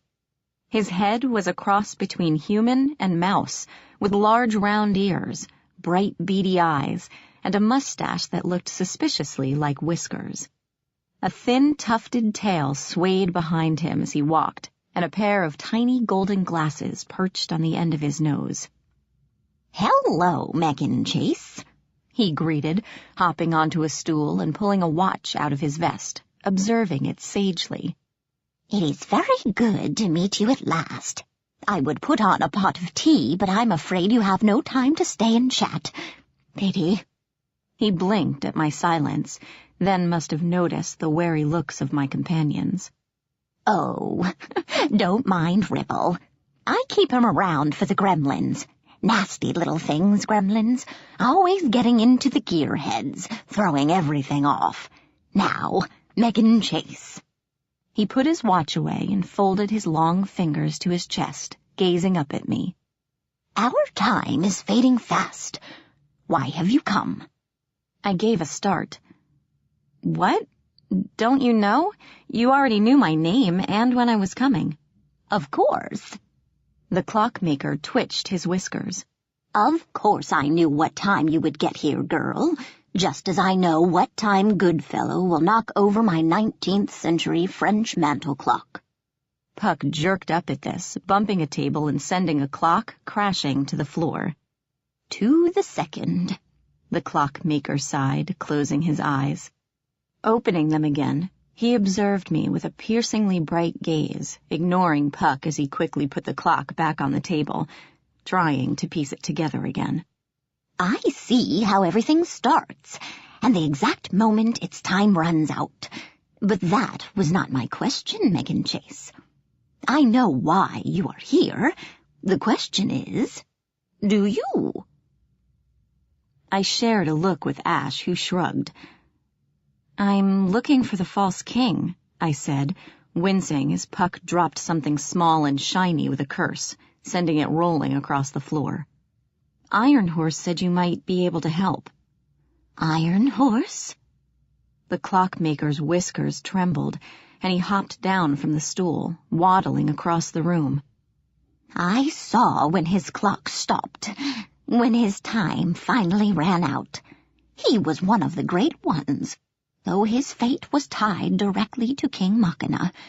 When Machina's seconds trickled away, it was only a matter of time before Iron Horse stopped too. I swallowed the lump in my throat at the thought of Iron Horse. We need to find the false king, I said. Do you know where he is? No. The clockmaker sniffed, picking up a bolt and frowning at it. I do not. I blew out my breath in a huff. Then why are we here? All in good time, my dear. All in good time. Shooing Puck away from the table, the clockmaker turned to his work. His long fingers flew over the clock, barely distinguishable blurs, like he was typing something in fast forward. I told you, girl. I know the time things happen, and when they end. I do not know the reasons why, nor do I know the location of the false king. He straightened, fishing in his vest to pull out a white cloth, which he used to polish the once-broken clock. However, I do know this. You will find him, and find him soon. Your destiny and the destiny of many others are shown in the faces of the clocks, ticking away together. So, you see, girl. He picked up the clock and hopped from the stool, pausing to stare at me with beady eyes. You already know everything you need to find him. I bit down my impatience. This was useless, and every second we wasted here, Puck and Ash's amulets were corroding, succumbing to the poison of the Iron Realm. Please, I told the clockmaker, we don't have much time. If you say you can help us, do it now so we can be on our way. Yes, agreed the clockmaker, turning to face me fully. Now is the time. He reached into his vest and pulled out a large iron key on a silk ribbon. This is yours, he said solemnly, handing it over. Keep it safe. Do not lose it, for you will need it soon. I took the key, watching it spin and dangle in the light. What is it for? I do not know. The clockmaker blinked at my frown. As I said, girl, I only know the when of a thing. I do not know the hows and whys. But I do know this. In 161 hours, 13 minutes, and 52 seconds, you will need that key. 160 hours? That's several days from now. How am I supposed to keep track? Take this. The clockmaker reached into the other side of his vest and drew forth a pocket watch, spinning hypnotically on a gold chain. Everyone should have a time device, he stated as he handed it to me. I do not know how the old bloods do it, never worrying about time. I would find it simply maddening. So, I give this to you. I appreciate it. His whiskers twitched. I am sure you do. Oh, and one last thing. That watch you hold, Meghan Chase, its lifespan is drawing to a close. 32 minutes and 12 seconds from the time you use that key, it will cease to run. I felt a chill in the warm, cozy room. What does that mean? It means, the clockmaker said, his beady eyes never blinking as they stared at me, that in 161 hours, 45 minutes, and 58 seconds, something will happen to make that watch stop. Now, he smiled at me, at least I think he did, beneath his whiskers, and gave me a slight bow. I believe our time together has come to an end. Good luck to you, Meghan Chase, he said as he waddled out of the room. Remember, it ends at the beginning, and give my regards to the First Lieutenant when you see him. He pushed aside the curtains over the door, slipped through, and was gone. I sighed. Threading the key through the watch's chain, I looped the whole thing around my neck.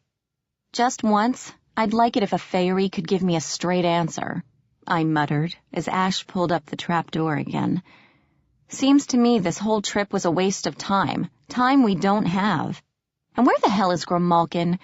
Maybe he could make some sense of everything, if he didn't keep disappearing every time I turn around. I am right here, human. Grimalkin appeared on the chair, curled up much as the larger cat had been. His tail thumped the cushion irritably. Where I was for much of the conversation. It is not my fault you cannot see past the end of your nose.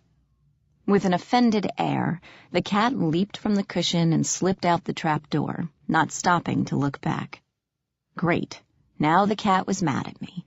Knowing Grimalkin, I'd have to beg and plead for him to tell us what he knew, or offer up my firstborn son or something.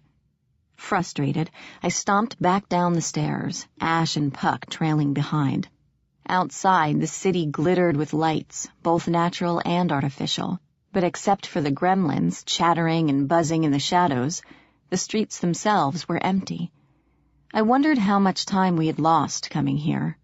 I wondered, despite Grimalkin's assurances, if it had really been necessary.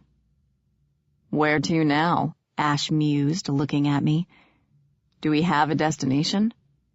"Yes," I said decisively, almost relieved to be back on track. "The tower." "The tower? Machina's tower?" I nodded. "That's the only place I know of to find the false king. The clockmaker said so himself. It ends at the beginning. Everything started with him. Machina's tower is where we have to go." "Sounds good to me," Puck said, crossing his arms. "We have a plan, finally. So, how do we get there? I don't see any information booths selling maps." I closed my eyes, trying to remember the Iron King's tower and the path we took to get there. I saw the railroad cutting straight through a flat obsidian plain, lava pools and smokestacks littering the ground. I remembered walking down that road with Ash, the sun glaring in our faces toward the stark black monolith rising in the distance. "East," I muttered, opening my eyes. "Machina's tower is in the very center of the Iron Realm. If we head east, we should be able to find it." Chapter 16. Echoes of the Past. We walked for nearly 2 days, stopping only to catch a few hours of exhausted sleep before heading eastward again. Following the rising sun, we traveled through a marsh of bubbling oil, where the rusty hulls of cars lay rotting in the sludge, through a forest of street lamps and telephone poles, where strange electrical birds flitted from wire to wire, leaving sparks in their wake. We walked past the Valley of Worms, as Puck called it, a gully filled with thousands of discarded computers, crawling with huge worms, some bigger than pythons, their metallic blue hides lit with hundreds of blinking lights and sparks. Thankfully, they seemed blind to or uncaring of our presence. But my heart was still pounding against my ribs miles after we left the Valley of Worms behind. As we traveled, I began to feel a strange pulse from the land, faint at first, but growing stronger the farther we went, as if something was calling to me, drawing me close like the pull of a magnet. And the eerie thing was, if I closed my eyes and really concentrated, I could feel the center of the Iron Realm, like an invisible bullseye in my mind. I didn't mention it to Puck and Ash, unsure if it was just a crazy hunch, but I caught Grimalkin watching me once or twice, glowing cat eyes, serious and thoughtful, as if he knew something was going on. On the second day, we reached the edge of a vast desert, a sea of sand dunes rising and falling with the wind. I'd never seen the ocean, but I imagined it must be something like this, only with water instead of sand, sprawling and endless, stretching away into the horizon. To our left, a wall of sheer black cliffs soared up over the dunes, and wind-pushed waves crashed against the jagged rocks, spraying dust into the air like sea foam. "Are you sure we're still going the right way, Princess?" Puck asked, shielding his eyes from the glare of the sun. I gazed out over the dunes, squinting in the harsh light, and felt a pulse somewhere on the other side, the beacon that was calling me. "Yes," I nodded. "We're still on track. Let's keep moving." The desert and the cliffs seemed to go on forever. Just walking through the sand proved challenging. Though it held our weight, we still sank into the dunes up to our knees sometimes, as if the desert wanted to swallow us whole. Every so often, the sand hills would be swept away by the wind, revealing what lay beneath. Strange items rose to the surface, like driftwood bobbing in the waves. Everything from socks to pens, forks and spoons, keys, earrings, wallets, matchbox cars, and an endless amount of coins were unearthed for just a moment, glinting in the light before the sand curled over them once more, hiding them from view. Once, out of curiosity, I bent and scooped a bright pink cell phone out of the sand, flipping it open. Of course the batteries were long dead, and the screen was dark, but there was a faded sticker on the front, a Hello Kitty with Japanese kanji beneath. I wondered how it got here. It obviously had belonged to somebody at one time. Had they simply lost it? "Thinking of making a call, Princess?" Puck asked as he caught up to me and raised an eyebrow at the phone in my hand. "Reception out here probably sucks. Though if you do get a signal, try ordering for pizza. I'm starving." "I see," I said abruptly, making Puck frown in confusion. Gesturing around at the dunes, I continued. "I know where we are, sort of. I'll bet all these items were lost at one time in the mortal world. Look at this stuff. Pens, keys, cell phones.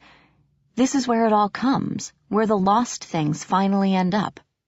"The desert of lost things," Puck said dramatically. "Well, that's appropriate. We're here, aren't we?" "We are not lost," I told him firmly, tossing the cell phone away. It hit the sand and was swallowed immediately. "I know exactly where I'm going." "Oh, good. And here I thought we were taking the scenic route." "We've got trouble." Ash's curt voice interrupted us. The Winter Prince came striding up the dune with Grimalkin trotting behind him, his long fur standing on end. A sudden blast of hot wind tossed his hair and made his cloak snap around him. "There's a storm coming," he said, and pointed across the desert. "Look." I squinted over the dunes. On the horizon, shimmering in the heat, something was moving. As the wind began to howl, filling the air with grocery lists, homework sheets, and baseball cards, I saw a wall of swirling, glittering sand, eating up the ground as it flowed toward us like an unleashed flood. "Sandstorm!" I gasped, stumbling backward. "What do we do? There's nowhere we can really go." "This way," Grimalkin said, sounding much calmer than I was feeling. A gust of wind tossed sand over his back, and he shook himself impatiently. "We have to get to the cliffs before the main storm arrives, or it could become unpleasant. Follow me." We headed for the cliffs, fighting the sand and wind that shrieked around us, ripping at clothes and stinging exposed flesh. As the storm drew closer, heavier items began to fly through the air as well. When a pair of scissors hit me in the chest, skittering off the dragon-scale armor, my blood ran cold. We had to get to shelter quickly, or we'd be sliced to pieces. The edge of the dust storm roared over me like a tidal wave, screaming in my ears, pelting me with sand and other things. With my eyes squinted nearly closed, I couldn't see where I was going, and dust clogged my nose and mouth, making it hard to breathe. I lost sight of Grimalkin and the others, and struggled blindly through the maelstrom, one arm covering my face, the other held out in front of me. Someone took my hand, pulling me forward. I peeked up and saw Ash, head and shoulders hunched against the wind, dragging me toward the looming cliff wall, a dark curtain in the middle of a stormy sea. Puck was already crouched behind a jagged outcropping, huddled against it as streams of sand flowed around him, bouncing odds and ends off the stones. "Well, this is fun," Puck said as we ducked behind the rock, huddled together as wind and sand shrieked around us. "It's not every day I get to tell someone I was attacked by a pair of flying reading glasses. Ow." He rubbed his forehead where a bruise had started to form.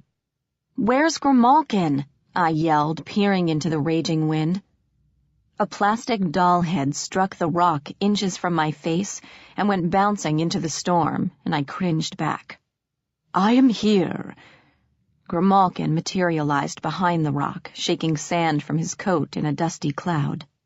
"There's a small opening in the cliff wall a few yards down," he announced, peering up at me. "I am going there now, if you care to follow. It is more comfortable than cringing against a rock."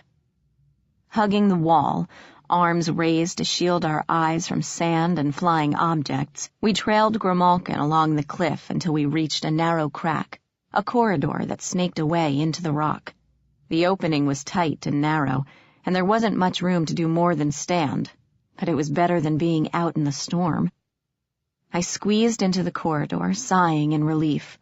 My ears rang from the shrieking wind, and sand clung to everything, hair, lips, eyelashes. Taking off one gauntlet, I wiped my face, wishing I had a towel, and tried combing the sand from my hair. "Ugh!" Puck shook his head like a dog, sending dust and grit flying. Ash glared at him and moved away from the shower, standing beside me. "Ugh! Ugh! Oh, great! I'm already starting to itch.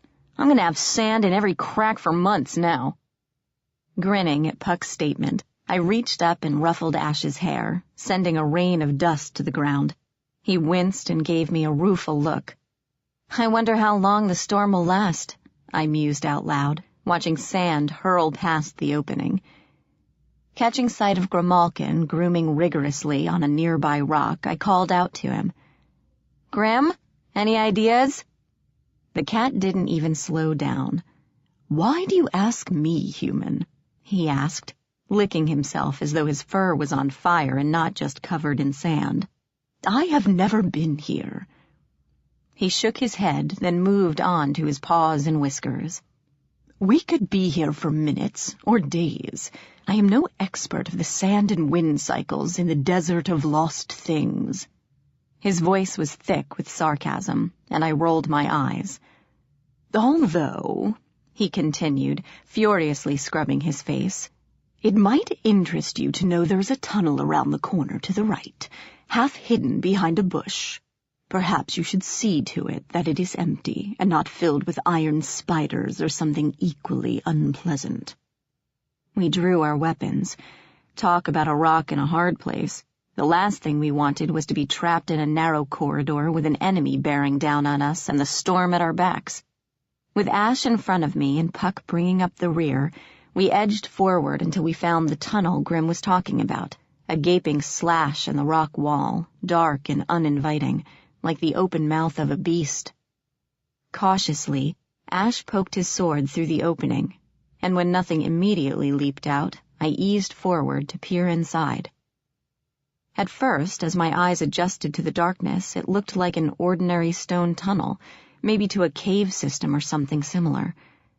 But then I saw that the tunnel had been carved out of the rock, that a clump of familiar white mushrooms grew on the wall near the entrance, and an old metal lantern hung on a nail farther in.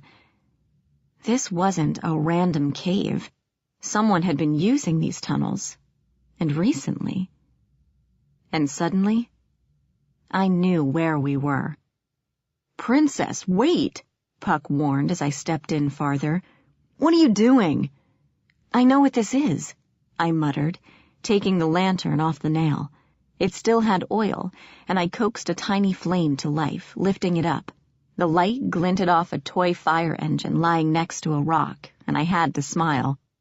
"Yes," I murmured, bending down to pick up the toy truck. "This is a pack rat tunnel. I'm sure of it." "Pack what?" Puck frowned as he ducked through the opening, still keeping his daggers out as he glared around uneasily. "Rats? Giant iron rats? Oh, thank goodness, that's so much better than spiders." "No." I glared at him as Ash sheathed his sword and stepped into the tunnel, gazing around cautiously. "Pack rats, little Iron Fey that carry mounds of junk on their backs. We met them on our first trip through the Iron Realm when I was looking for Machina. These tunnels should lead right to their nest." "Oh, awesome. That makes me feel so much better. Will you stop it? They're harmless, and they helped us before." I put down the truck and stepped farther into the tunnel, raising the lantern as high as I could. The burrow snaked away into pitch blackness, but I felt that same odd pull coming from the dark. "Where are you going, human?" Grimalkin appeared on a nearby rock, watching me intently. "Do you know the way through these tunnels? It would be highly annoying if we became lost following you." "I know the way," I said softly, taking a few steps forward, deeper into the burrow. "And if we can find the pack rats, they'll be able to help us." Turning around, I saw all three hanging back with varying dubious expressions, and sighed. "I know what I'm doing, guys. Trust me, okay?" Ash and Puck shared a brief glance, and then Ash pushed himself off the wall to stand beside me. "Lead the way," he said, nodding into the darkness. "We'll be right behind you." "For the record," Grimalkin stated as we ventured, single file, into the black, "I do not think this is a good idea. But as no one listens to the cat anymore, I will have to wait until we are completely lost to say, 'I told you so.'" The tunnels went on. Like a giant rabbit warren or termite nest, they twisted and curled their way through the mountain, leading us deep underground. I followed the strange pull, letting it guide me through the seemingly endless maze of burrows. Ash, Puck, and Grim trailing behind. The stone-worked tunnels all looked the same, except for the odd broken toy or piece of junk scattered among the rocks. Several times we passed through a nexus where multiple channels broke off in different directions, but I always knew which way to go, which tunnel to follow, and didn't even think much about it, until Grimalkin gave a sudden irritated hiss. "How are you doing this, human?" he demanded, lashing his tail in agitation. "You have been here only once, and it is impossible for mortals to memorize directions so quickly. How do you know you are going the right way?" "I don't know," I muttered, taking us down yet another side passage. "I just do." Puck's bark of laughter startled me. "See?" he crowed, pointing at Grimalkin, who flattened his ears at him. "You see how irritating that is? Remember that next time you— Hey," he called as Grimalkin disappeared. "Yeah, I can't see you, but I know you can still hear me." We were getting closer to the pack rat's nest, a fact I knew because of the amount of junk that started appearing in random places. A broken keyboard here, a bicycle horn there. Soon the tunnels were strewn with it, making us watch where we put our feet. Unease gnawed at me. This far in, we should have run into a pack rat or two. I had been looking forward to meeting them again, wondering if they remembered me. But the tunnels felt empty and cold, abandoned, and they had been that way for a while. Abruptly, the tunnel fell away, and we stepped into a huge cavern, with mountains of junk piled farther than we could see. Making our way past the enormous trash heaps, I strained my eyes and ears, hoping to catch a glimpse of the pack rats, hear them babble in their funny language. But in my heart, I knew it was futile. I couldn't sense any spark of life in this place. The pack rats were long gone. "Hey," Puck said suddenly, his voice echoing about the cavern. "Is that a throne?" I drew in a sharp breath. A chair made entirely of junk sat atop a smaller mound of rubbish in the center of the room.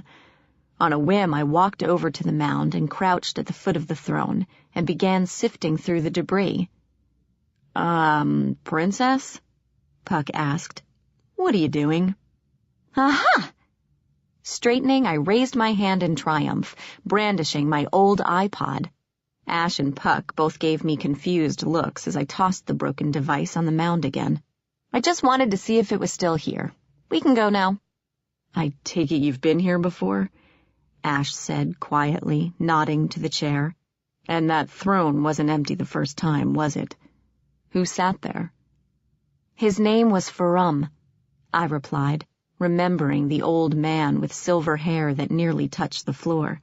"He said he was the first Iron King, the one Machina overthrew when he took over. The pack rats still worshipped him as king, even though he was terrified of Machina."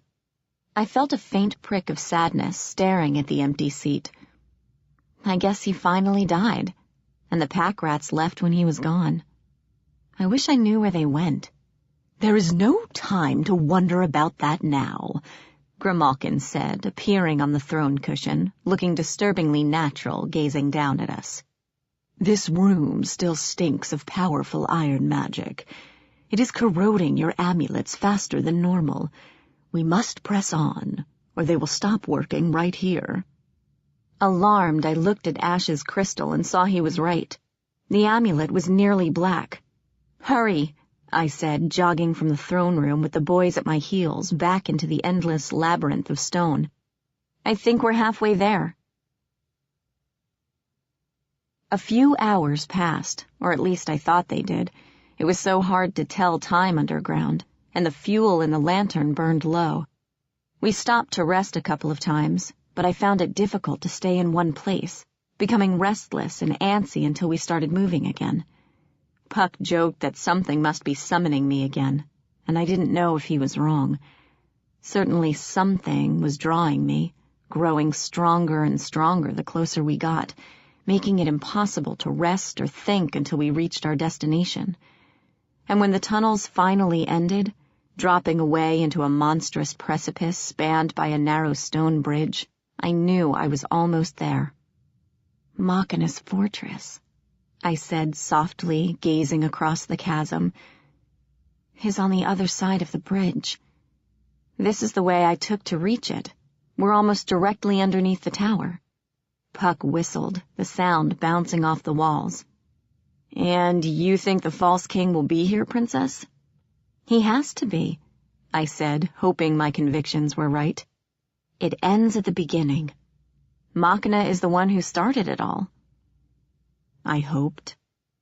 Back when I first came here with the pack rats, the area below the tower was known as the Cogworks, due to the massive iron gears, cogs, and pistons that clanked and ground their way along the walls and ceiling, making the ground vibrate.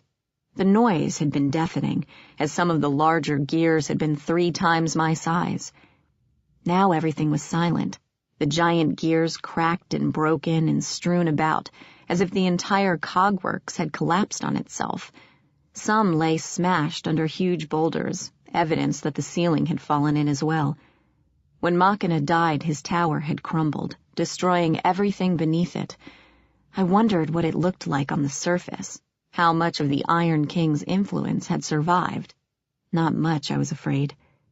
We made our way over the bridge where the stone turned to iron grating, and started picking our way through the smashed clockwork, searching for a way up.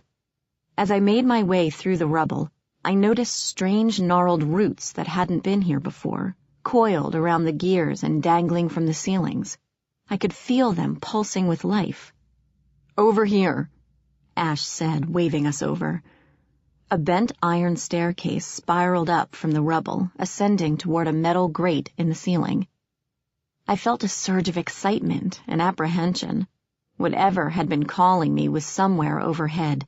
Probably it was the false king and we were walking right into his trap, but I had to see what was up there. The boys drew their weapons, and I pulled my blade, feeling my heart pound in my chest, whether in nervousness or excitement I couldn't tell. With Ash leading the way and Puck close at my back, we ascended the stairs to Machina's tower. Chapter 17. The Ruins of the Iron King. The last time I pushed open the trap door to Machina's tower, I'd been blasted by the heat of a dozen furnaces as I entered the boiler room. In the fiery red glow, dwarves in baggy suits and oxygen masks had shambled back and forth, wielding wrenches and checking leaky pipes. Now, everything was silent, the great furnaces dark and cold. Beams had fallen from the ceiling, pipes were bent and broken, and ash coated everything with a fine gray powder. Those strange roots were also everywhere, snaking in from the ruins above. Through the holes in the ceiling, I could see a section of the tower walls, shiny and metallic. "Place looks abandoned to me," Puck said, tracing a finger through the dust, drawing a smiley face with the tongue sticking out. "I sure hope this is the right spot, Princess." I glanced up through the ceiling, following the roots until they vanished from sight. Whatever we're looking for, it's up there. Come on. Using roots and the pile of rocks, we climbed up one last floor. On solid ground again, I straightened and gazed around at what had been Machina's tower. It was a mess, a maze of iron beams, broken glass, and crumpled walls.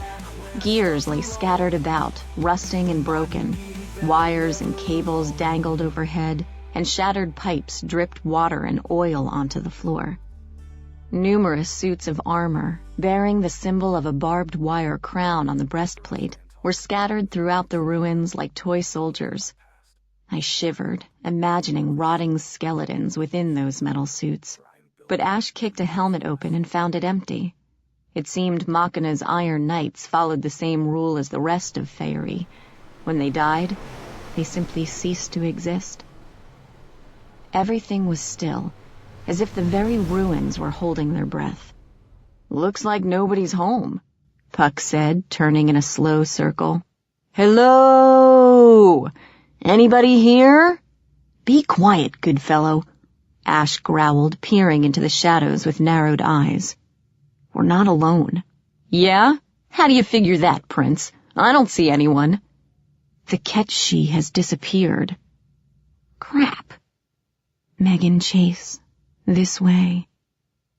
A faint glow emitted from the center of the ruins, drawing me to it like a moth to a flame. Without saying anything, I started walking toward it, ducking under beams and around half-standing walls, heading deeper into the maze. "Princess! Damn it, hold up!" They scrambled after me, muttering curses, but I barely heard them. It was here, whatever was calling me. It was just ahead.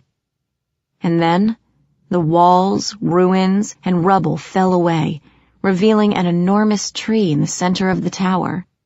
The oak soared into the air, massive and proud, the trunk so wide 4 people couldn't wrap their arms around it.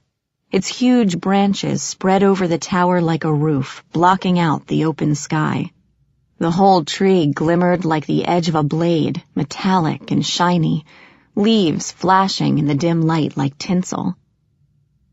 "Machina," I whispered, and stared at the tree in amazement as Puck and Ash finally caught up. "Is it really?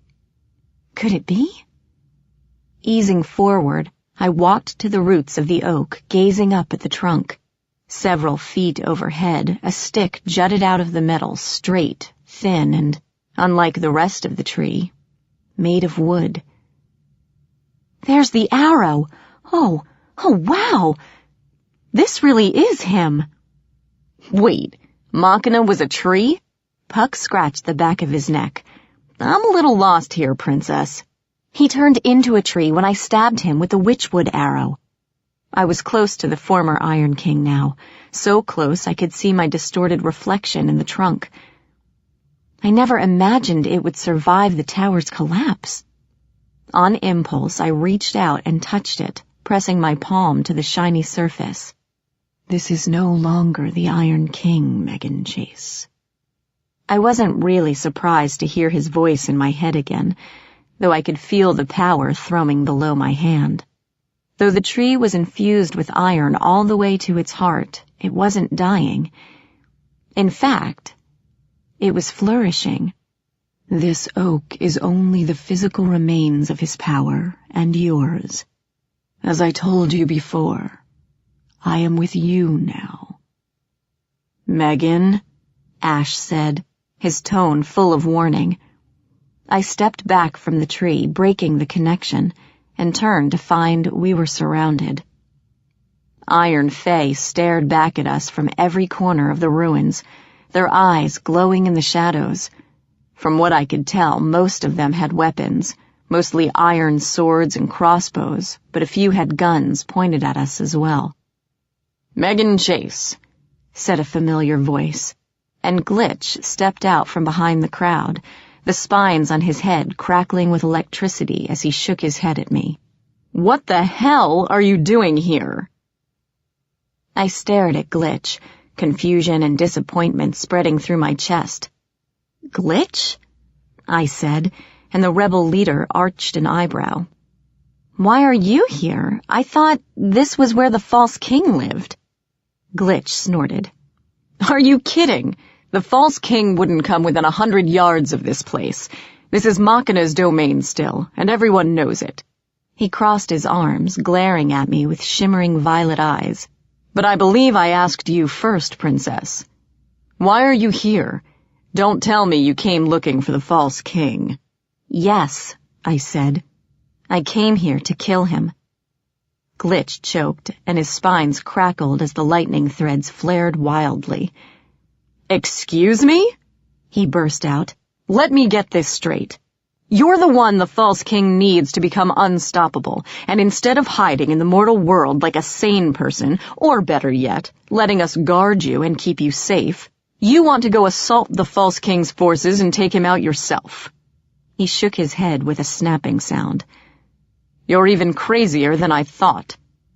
We can do it, I insisted. I just need to know where he is. No, you can't, Glitch shot back.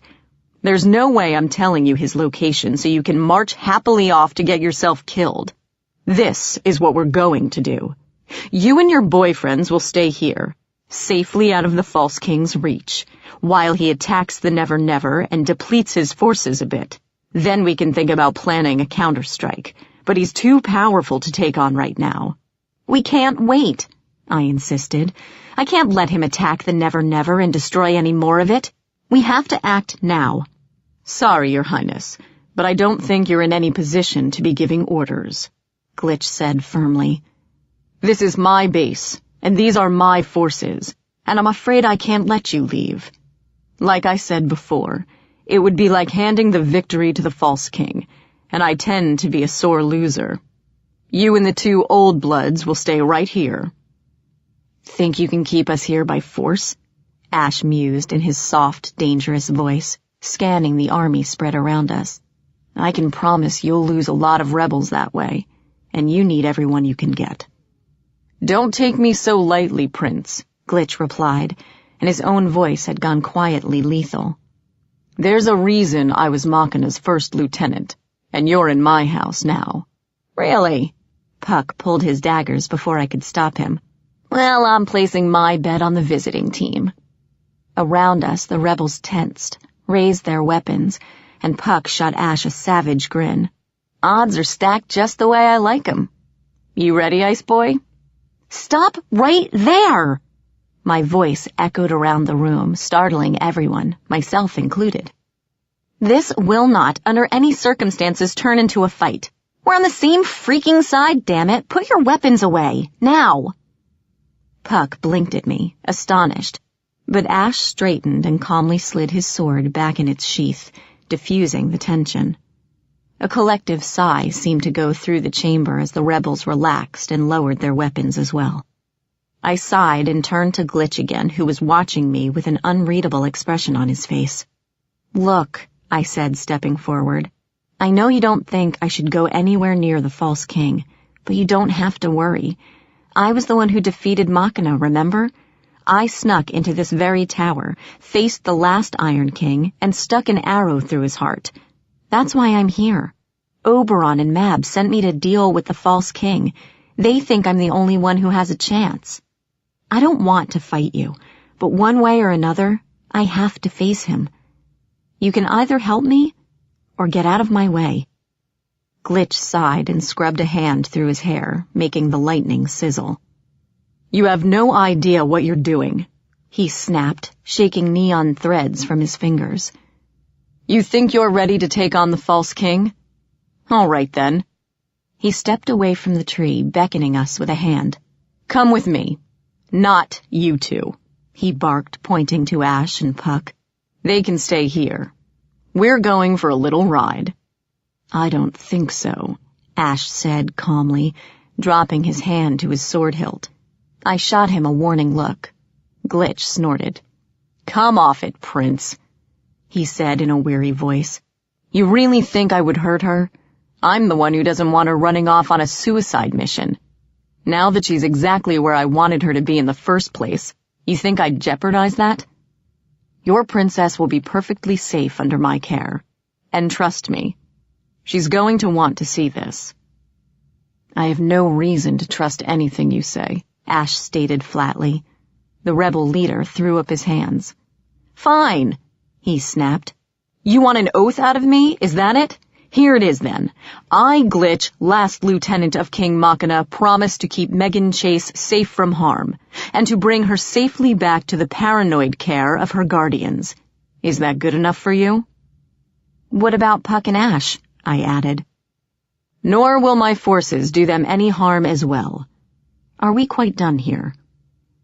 Glitch shot me an exasperated look. "I would think you'd want to see this princess, since you're so eager to get to the False King." I glanced at Ash and Puck. "I'll be all right," I said, raising a hand to cut off Puck's protest. "If Glitch says this is important, I should go." "I don't like it." Puck crossed his arms and gave the rebel leader a dubious glare. "It's not that I don't trust the guy, but... No, wait, that's exactly the reason. Are you sure you want to do this, Princess?" I nodded. "I'm sure. You two stay here. I'll be back as soon as I can." "One more thing," Ash said in his dangerous, soft voice as we turned away, and Glitch shot him a wary look. "If you do not return with her," Ash continued, staring him down, "if she comes to any harm while she is with you, I will turn this entire camp into a bloodbath. That is my promise, Lieutenant." "I'll bring her back, Prince," Glitch snapped, and there was the faintest hint of fear in his voice now. "I gave you my word, and I'm bound to uphold it, same as you. Try not to slaughter any of my people while we're gone, okay?" "Where are we going?" I asked as we turned away. Glitch gave me a humorless smile. "I'm going to show you what you're up against." He took me up a flight of stairs to a part of the tower that hadn't completely crumbled, where an open landing trembled and swayed in the wind. Far below, the flat obsidian plain stretched away into the horizon, spiderwebbed with orange lava and dotted with metallic trees. Overhead, the sky was clear save for a few ragged clouds, and the crimson moon winked at us like an evil red eye. Glitch walked to the edge of the landing, gazing out over the Iron Realm, his face turned to the sky. "Sky's clear." "Good." He spun to face me, smirking. "No clouds now, but a storm can sweep in quickly, so we have to move fast. Don't want to be caught in the rain without an umbrella, I can tell you that." "How are we going to get there?" I asked, peering cautiously over the edge at the blackened plain stretched out below us. Glitch smiled at me. "Fly." A buzzing filled the air. I looked straight up to see a pair of long, segmented creatures spiraling down at us and leaped back as they perched on the edge of the landing. I tried not to cringe, but it was hard. The creatures looked like a cross between a hang glider and a dragonfly, with bulging insect eyes and 6 copper legs that gripped the railing with tiny claws. Their bodies were thin and shiny, though their wings looked more bat-like than insect, made for gliding instead of speed. And they had propellers on their rear ends. Glitch looked annoyingly pleased with himself.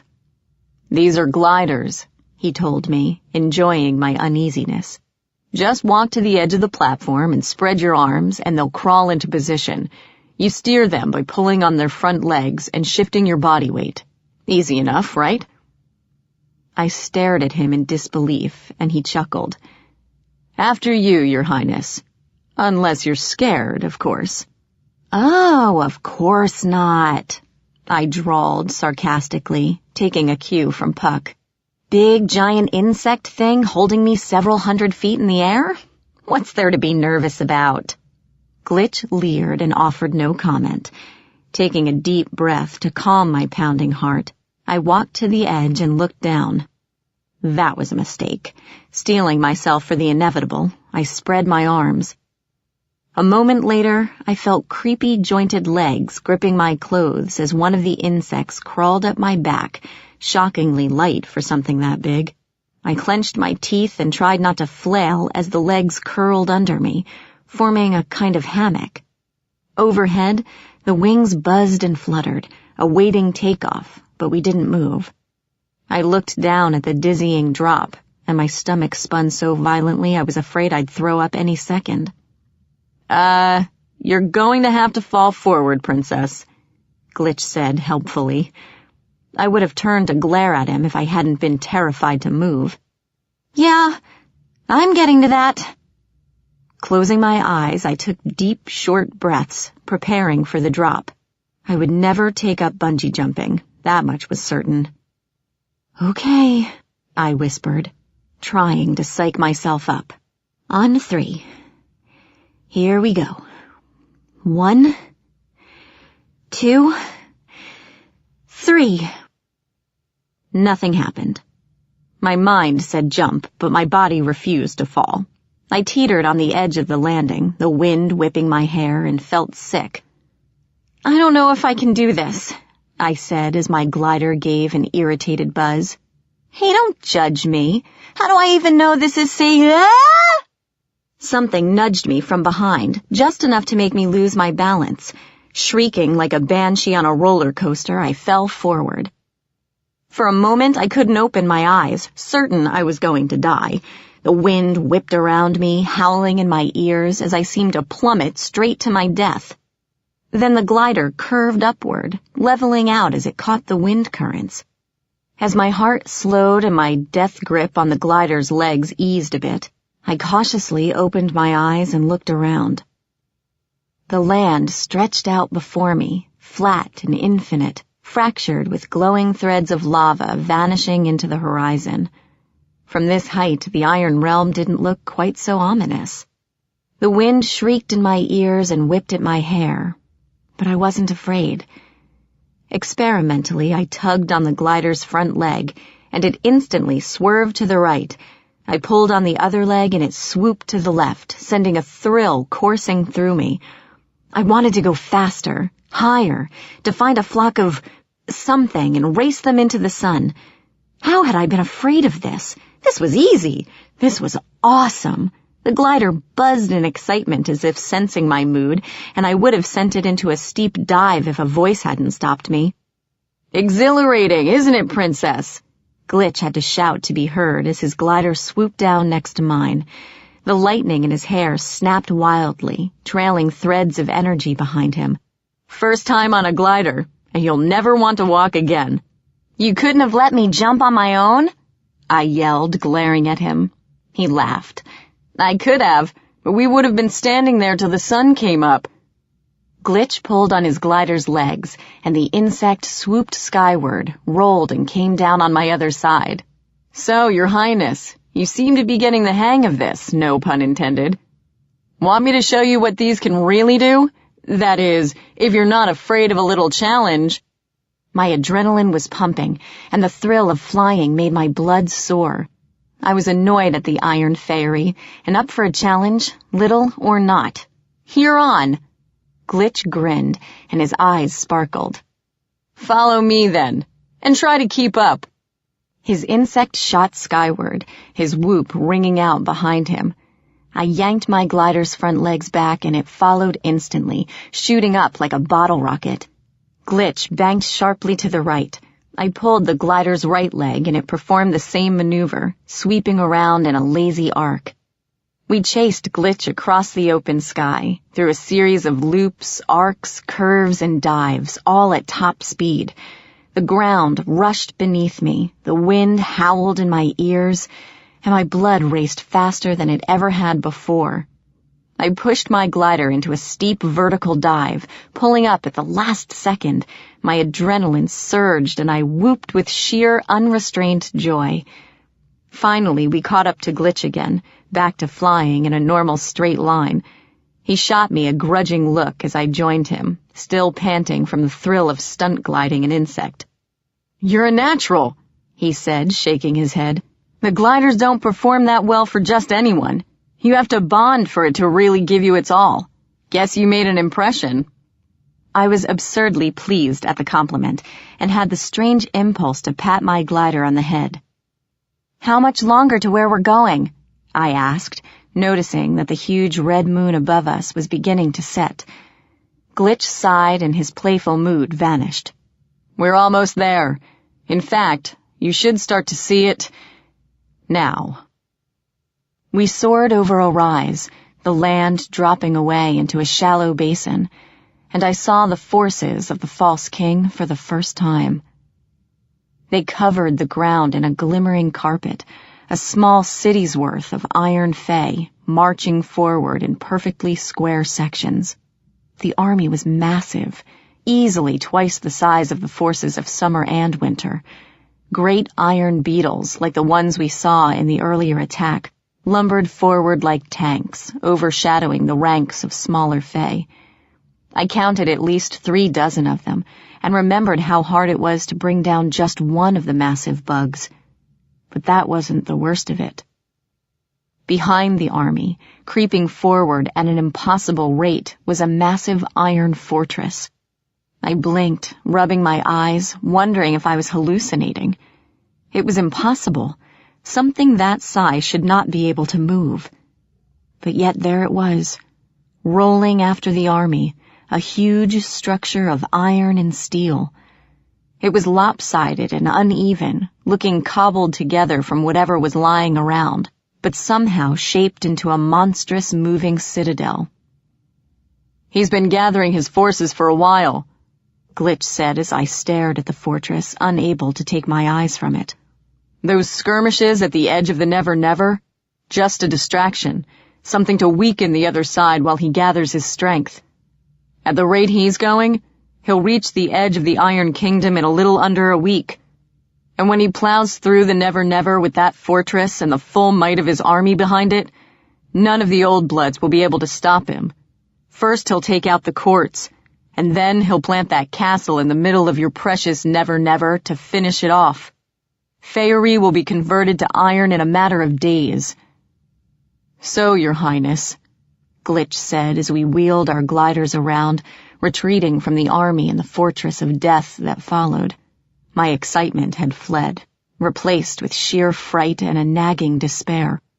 "What do you expect to do against that?" I had no answer for him. The rebels had converted part of Machina's tower into their underground base. Though much of it still remained a ruin, enough had been cleared out for us to be given separate quarters. Glitch showed us a set of rooms we could use, small and windowless, with a rough stone floor, and said he would leave them unlocked for the time being. "You can roam the tower grounds all you like, but I'd prefer it if you didn't leave the ruins," he said, pushing open the door to another identical room, furnished with only a cot, a lamp, and an upside-down barrel that served as a table. "You're our guests, of course, But be warned that I've given specific orders to keep you from leaving the tower, by force if necessary. Not that I want a fight. I'd much rather things be civil between us." "Yeah, good luck with that, socket-head," Puck sneered, and I was too tired to argue. Glitch needn't have worried. I wasn't planning any grand escape. There was no place for us to go. We couldn't get to the false king through that huge army, and even if we did, we'd have to somehow find a way into that moving fortress, which would certainly be heavily guarded. I was at a loss. Asking Glitch and the rebels to charge the false king's forces would be suicide, but if we didn't do something quickly, that castle would reach the battlefront, and then it would be game over. Ash moved close, putting a hand on my shoulder, his eyes bright with concern. "Don't worry about Glitch, or the castle," he said in a low voice so that only I could hear. I'd told him about the army and the Iron Fey and the moving fortress the moment I came back with Glitch, and the Winter Prince had nodded grimly but didn't seem terribly concerned about it. "Nothing is impenetrable. We'll think of something." "Really? 'Cause I'm feeling a bit outgunned at the moment." I sighed and leaned into him, closing my eyes. Puck and Glitch were throwing insults and challenges at each other a few yards away, but it didn't seem terribly serious, so I wasn't going to worry about it. "How are we supposed to get in that thing?" I whispered. "Or even get close? There's no force big enough to stand against that huge army, and by the time they reach the Wildwood, it'll be too late." "We have a little time." Ash's voice, low and soothing, flowed over me.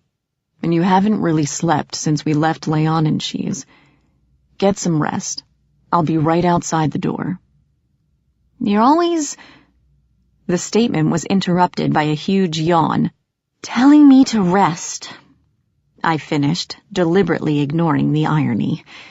Ash snorted, and I frowned, poking him in the chest. "I can take care of myself, you know." "I know," he replied, steering me toward the room. "But you also have this tendency to push yourself beyond the limits of your endurance, and you don't notice until you fall over from exhaustion."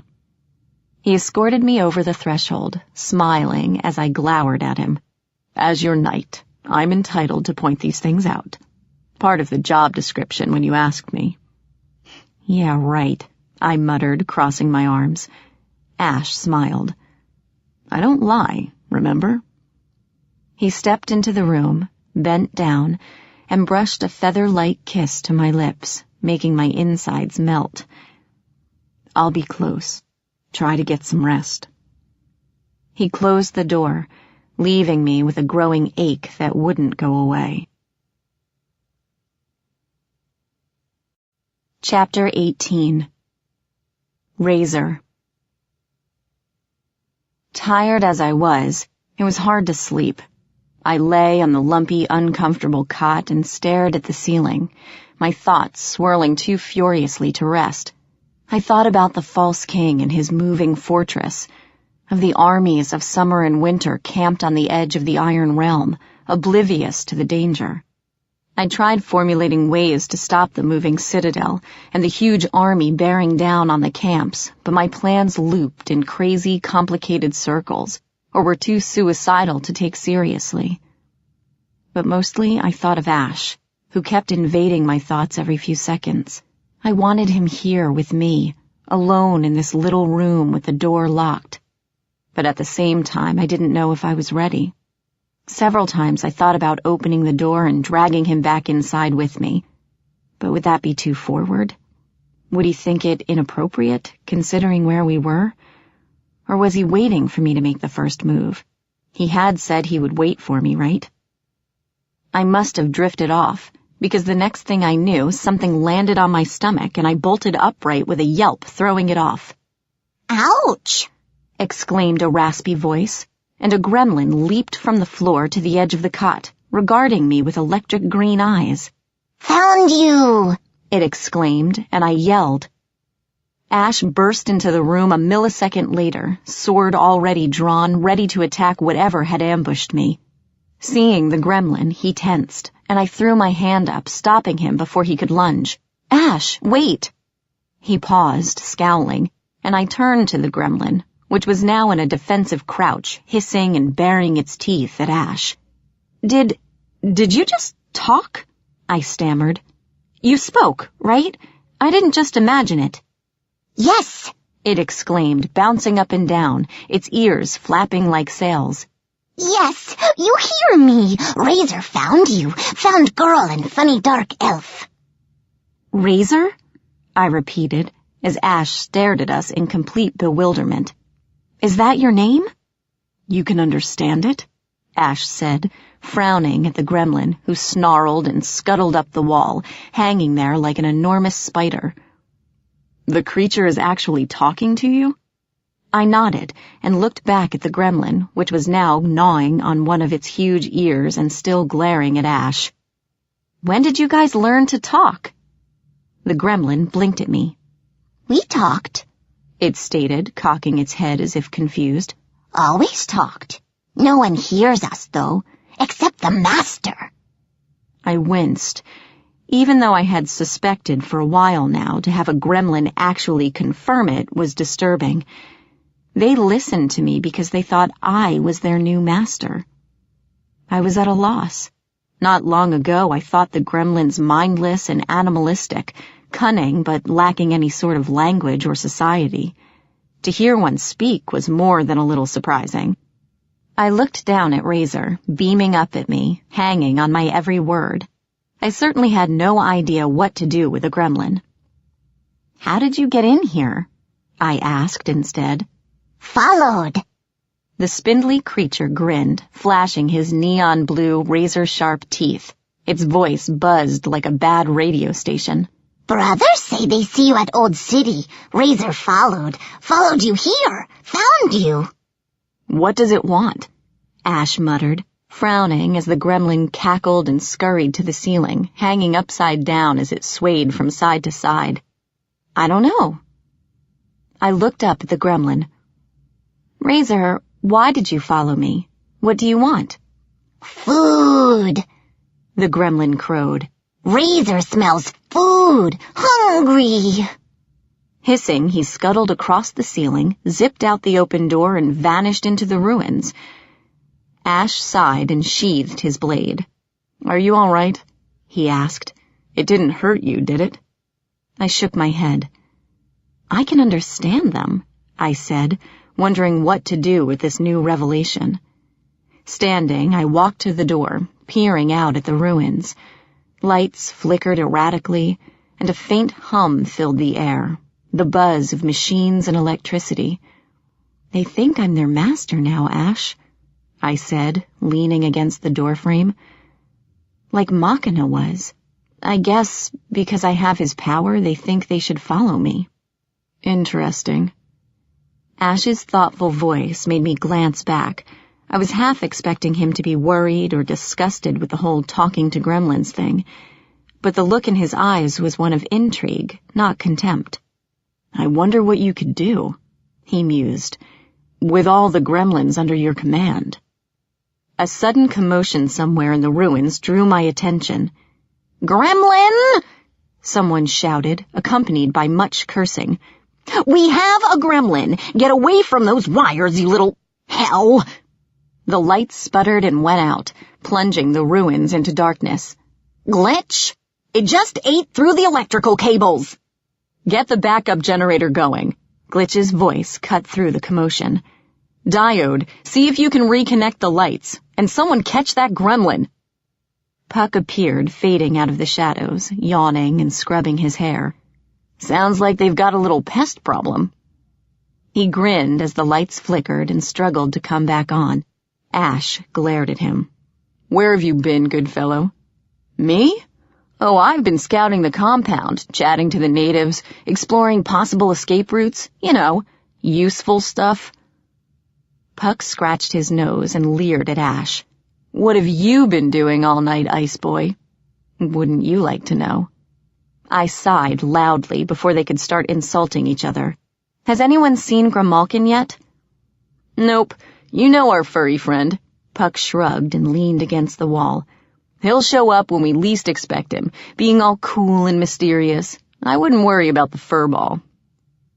The lights flickered once and finally stayed on. Puck rolled his eyes. You know, if we ever want to cause a lot of havoc, we just have to find a dozen gremlins and turn them loose. Those things make more trouble than me. Almost. So, Princess. He turned to me and his voice dropped to a murmur. Any idea of when we're getting out of here? I don't know, Puck. I shook my head. I don't exactly have a plan yet. We have to somehow get around that huge army, sneak into the castle, find the false king, and take him out, all before he reaches the Wildwood. Sounds pretty impossible to me. Puck grinned. When do we start? Start what?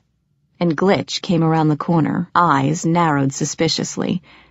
I hope you're not planning to start anything with the false king, because if you are, let me say again how stupid and impossible that is. Also, I'm not going to let you deliver yourself right into his hands, Princess. You'll have to get through me before you go off on any suicide missions. Just letting you know. So please. He smiled at me, though it didn't quite reach his eyes. Behave yourselves, for all our sakes. What do you want, Glitch? I asked, before Ash and Puck said anything that would get us thrown in rebel jail. Not that I didn't doubt our ability to fight our way free, but I didn't want needless bloodshed from those who were supposedly allies, even though I knew it would probably come to that eventually. Neither of the boys did well in forced captivity, and we would have to go after the false king soon, planned or not. I couldn't let him reach the Wildwood and destroy everything. Just wanted to let you know, if you haven't guessed already, there's a gremlin running around the base. They're not dangerous, usually, but they'll make a nuisance of themselves by chewing on wires and short-circuiting any equipment we have. So if the lights flicker or if something stops working abruptly, you can thank our little friend. Puck snickered. It gives me all kinds of hope knowing your highly trained forces can't track down one teensy little gremlin. You think you can do better? You try finding the thing. Glitch glared at Puck, and his spines bristled before turning to me. Anyway, here. He handed me a bag. Thought you might be hungry. Since you're our guests, it would be impolite if we didn't share our food with you. That's your rations for the week. Try to make it last. At my surprised look, he rolled his eyes. Not all of us live on oil and electricity, you know. What about Ash and Puck? Well, I'm pretty sure eating our food won't melt their insides to gooey paste, but you never know. Thanks, I said dryly. The lights flickered again, and a voice yelled for Glitch somewhere overhead. Sighing, Glitch excused himself and hurried away, calling instructions. I wondered if I should be helping the rebels try to catch the gremlin, since it was my fault Razor was here, but then decided it was Glitch's problem now. He wasn't willing to help us or let us go, so he could deal with the trouble it caused. At the mention of food, I realized I hadn't eaten anything since the night before, and my stomach grumbled.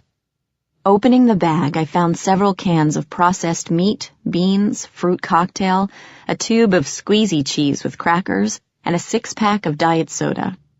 There was also a stack of paper bowls and a handful of plastic spoons. Peering into the bag over my shoulder, Puck made a disgusted noise. Of course, all their food would be wrapped in those stupid cans. What's so great about preservatives, I ask you? Why can't humans just be happy with an apple?